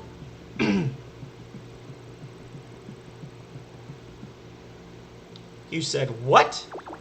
You waged a battle against a jellyfish robot? That must have been their boss. Never liked that guy. And you say there are no more creatures inside? They all killed each other because they were trapped in there? Oh, this is rich. Honestly, almost too good to be true. Please wait here a moment as I discuss the current situation with my crew. You there, Lieutenant. Disperse this crowd. We need space. Aye, Captain. Except for the old man and the youngling that just fell out of that door. I don't do voices very well, especially when I've been talking for 3 hours straight. Pirates. Now these people. Thieves. All of them. Alright, people, nothing to see here. You heard the captain. You don't have to go home, but... well, you should probably go home. Might be the last time you see it. Okay, move, please. That's dark. Might be the last time you ever see your home, so rush. Rush, rush, rush. Upon discussion, I have come to a conclusion. For taking part in the theft of other dimensional artifacts, everyone on this planet will be arrested. At least, technically, we should do that. But this young boy served his part in helping us locate these pirates. He even went so far as to defeat the pirate boss. For now, let's just say the thieving won't be included in my report. And as far as I can see, we do not need to invest in further investigation. We will be shutting down these dungeons, though. The continued use of them would be a knowingly illegal action at this point. We shall not leave you high and dry, though. Due to your contact with other dimensional cultures, we can't just let you be. Honestly, I would like to just wipe all your memories, but oh man, did that become taboo for a reason. That planet never really recovered. Anyways, back to the now. We will be inviting you to take part in the ICT, the Dimensional Commerce Treaty. Shouldn't it be the Interdimensional Commerce Treaty? This will allow you to legally trade and act in commerce with other dimensions. Preparation to include you and your planet will take some time. For now, please inform your people and prepare them for the coming days. Alright, I'd call this a win. Let's pack it up.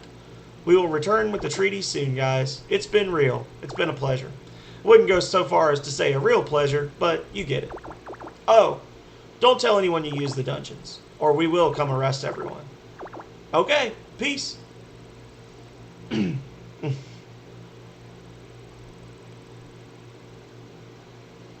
I am still a little confused as to what just transpired.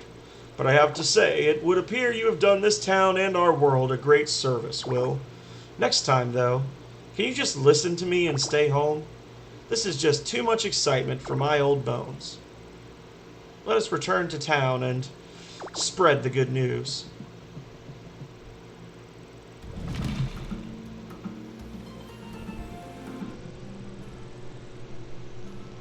And there you have it, you guys. That's Moonlighter. We did it. So, there is a New Game Plus mode to this. And the New Game Plus mode, features a serious ramp up in difficulty, as well as the costs for various items to get upgrades and things. But the downside is it does not feature a huge increase in the sale value of items, which means that it turns into a grind fest. So what I want to do is, once the credits have rolled and everybody who worked on this amazing game has had their moment in the spotlight, I want to reload and I want to see if I can actually still go into the dungeons. And if I can, then I will probably do one more stream of Moonlighter where I just run around and earn money and get eggs and just kind of get myself ready for New Game Plus. And after that, I'll probably take a brief break from this game and I'll go play something else. And then in a few months, maybe we'll say 8 weeks from now, 10 weeks from now, we'll come back and we'll pick it back up again with New Game Plus of Moonlighter, because I've really enjoyed it so far. But I think I'm ready to focus on something else for a little bit. So what that will be, I don't quite know yet, but I guess we'll find out together in 2 weeks. So look at all the errands, Kickstarters and backers. Look at all the people that did Kickstarter for this. Holy crap. I did a game, I put it on Kickstarter, I got 3 donations. I did not meet my goal. These guys crushed it. But they deserve to have crushed it because they did a fantastic game. Top to bottom, left to right, script, graphics, gameplay, replay value, everything about this game is just tops for me.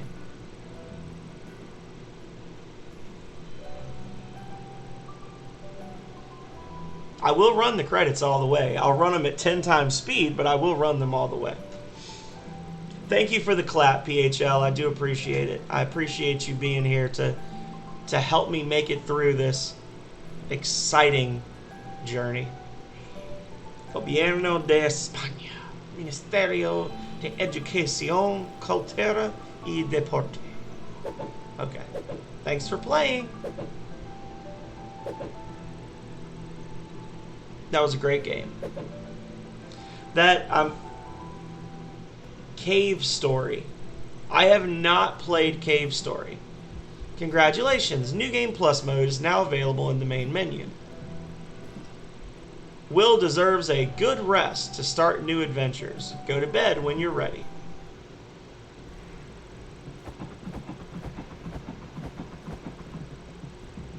Oh, I can still go in. F you, Magic Spacemen. I do what I want. So my question is, I'm going to have to look and see, how do you actually do like Moonlighter DLC? Between Dimensions is the DLC.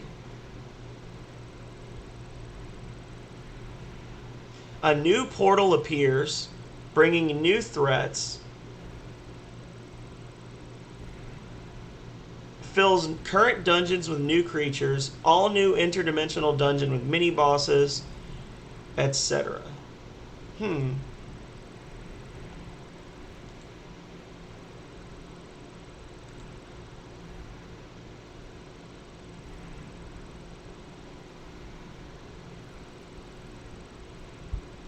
I want to see the official Moonlighter. Okay, so it adds a new dungeon, new full sets of gear, trick weapons, new rings, new shop upgrade, which allows you to showcase your new interdimensional items, new customers asking to trade, and an unfamiliar NPC, the Trader. You can also get a spike chain familiar and a gas suit familiar. 4 new familiars, the Baby Slime family. They got all kinds of stuff.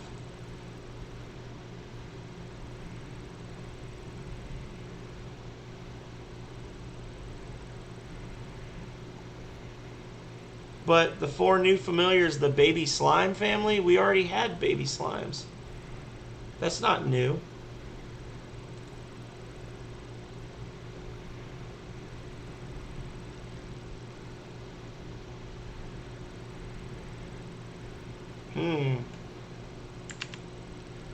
The ICT trader. So the ICT trader actually trades you goods for other items. How do I get it?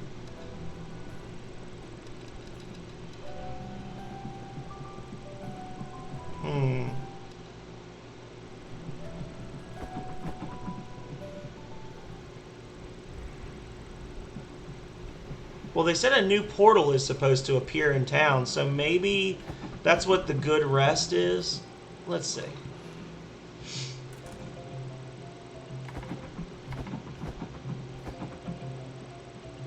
Oh, what's this?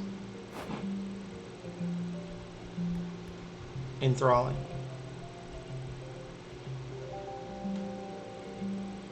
Saving. 3 months later. Okay, so we're starting the DLC now. He sleeps like a total goober.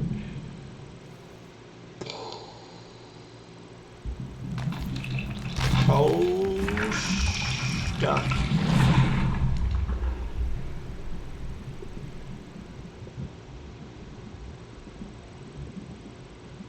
I'm sure that's not a problem. Hello?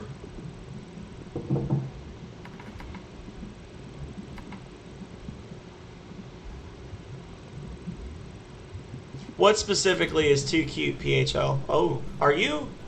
Hi, Will. Have you seen it? Oh, look, they've got little electric signs and stuff. Oh, all the little, this stuff's all like technologically advanced now. That's so cute.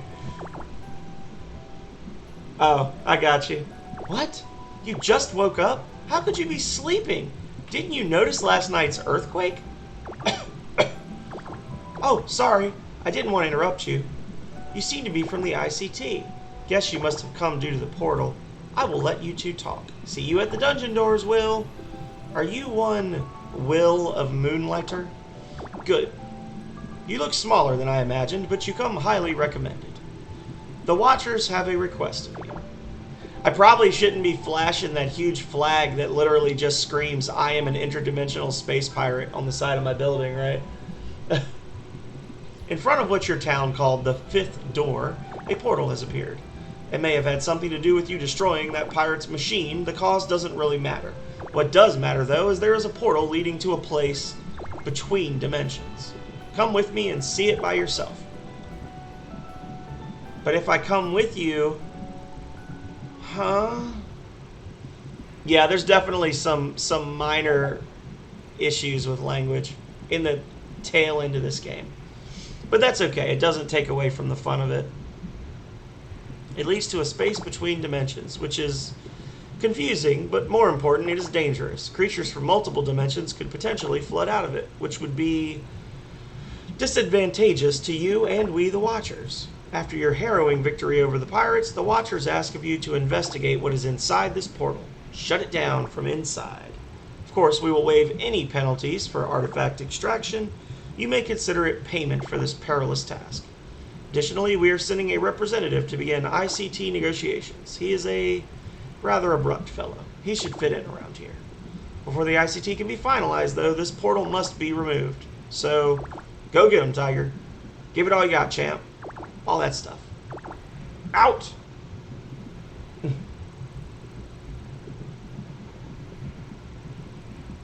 Shut down the portal, and we will bring Rhinoka into the ICT. Good luck, Will of Moonlighter. We sincerely hope you do not perish. Thanks, brother.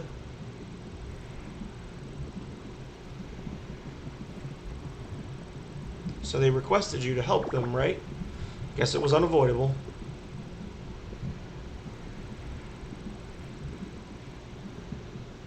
Yeah, I mean, even if it is or if it isn't,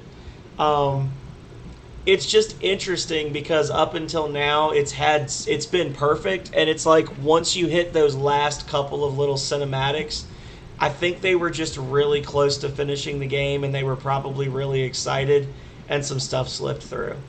You know, it's not a big deal. If you bring new artifacts to Rhinoka, I'm sure new shops will appear, and even a new upgrade to your shop could be possible. New adventures, isn't it? I know I can trust you, but make sure to get new equipment and potions. I'm sure you will need them. See you in town, Will.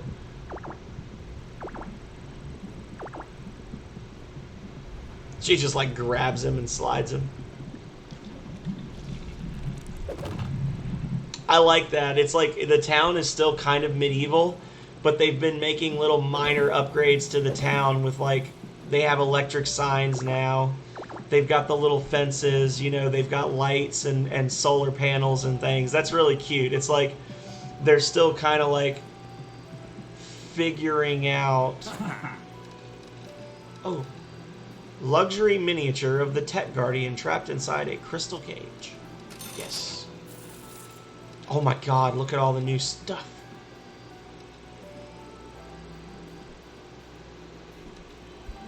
The colony of fungus has grown in such a beautiful way that customers will want to stay longer to contemplate it. A statue of the Golem King made out of rock chunks from the Golem dungeon. Hagglers. Statue of a carnivorous mutai. Idol of Naja. A small representation of a hole through dimensions that makes everyone wonder what could be in the other side.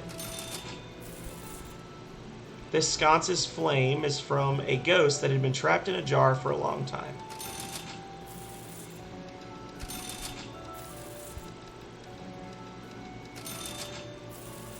Noise.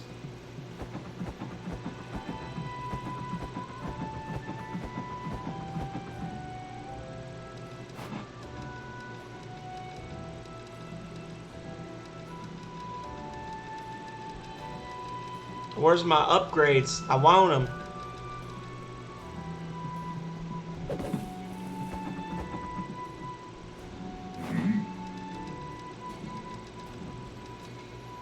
Oh. Oh snap. Look at this. Holy crap. Look at the damage. 3,500. Oh my god. What is this madness?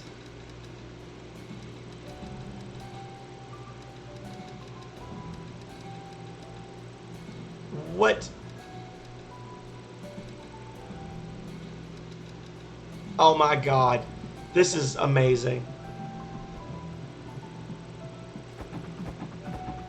Yeah, and in all seriousness, I'm really not hating at all. Like, I don't speak any other languages. So if somebody else speaks almost all of my language well, I'm not going to hate on them for that. Does that make sense? Like, the fact that you are able to do anything at all in another language instantly makes you better than me.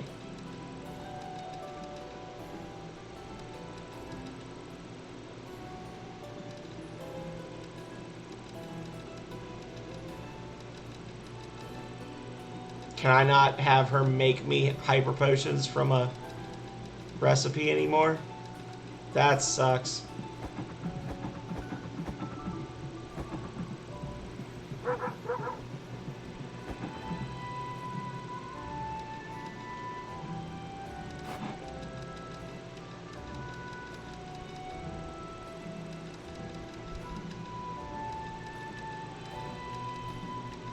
Excuse me, I want my new shop person. I want my new shop upgrade. I want it.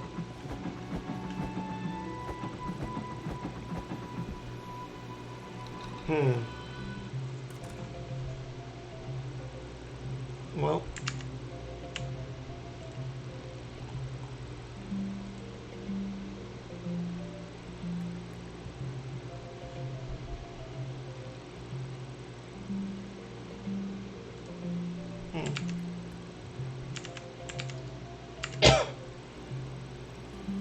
Well, I got all this fat loot here that I can't really do anything with right now.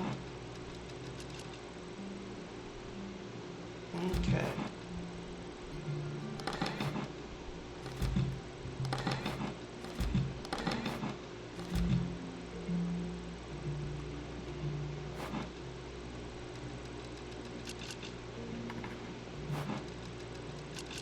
I'm going to take all this stuff out of the shop because apparently there's going to be a trader that shows up for this DLC that he'll actually ask you for items. Like, you can't give him money for things. You just give him goods from the different dungeons, and he'll want like a specific number of specific items. So I want to save all this stuff for the time being and just kind of see what happens.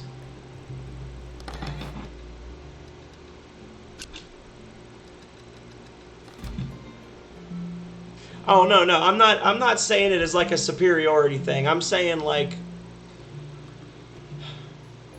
I'm not going to make fun of somebody for falling down when they're skiing if I can't ski at all.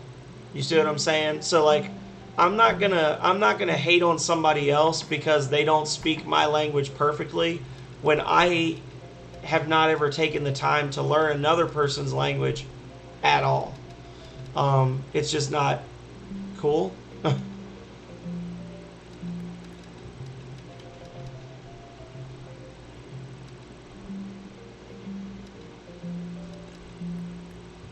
Increases wait time.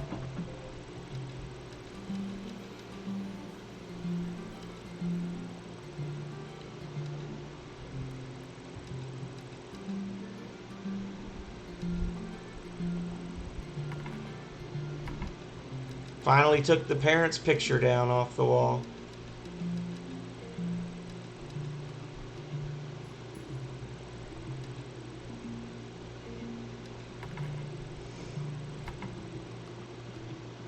That's just me, you know. I mean, yeah, I'm not gonna hate on somebody for you know, putting in the effort to do something and making it 90% of the way. So, that being said, we have gone 40 minutes over our timer. I think this is a good place to stop. We're going to pick this up again next Saturday night at 8 p.m. Eastern Standard Time, and we will be journeying into the Wanderer Dungeon, I believe it was called, the Slime Dungeon. And I do know that the Slime Dungeon is like 9 floors, so I may have to take back what I was saying earlier. It may be that we keep going for 2 or 3 more weeks with this. So I'm going to say we're just going to expect to keep playing Moonlighter every Saturday night until we get to where we're ready to do New Game Plus. Actually, wait, now that I think about it, I'm not going to be streaming next Saturday night because that's a holiday weekend and I'm going to be with family. So I will be back 2 weeks from now on Saturday night. Or wait, actually, let me look. I don't even know my own schedule. I'm such a fool. Hang on. Everybody calm down. I'm going to be playing this Sunday night because I'll be back. I'll be playing this Sunday night and I will not be playing Dead Cells next weekend. I figured it out. I got it. That was a test for all of you.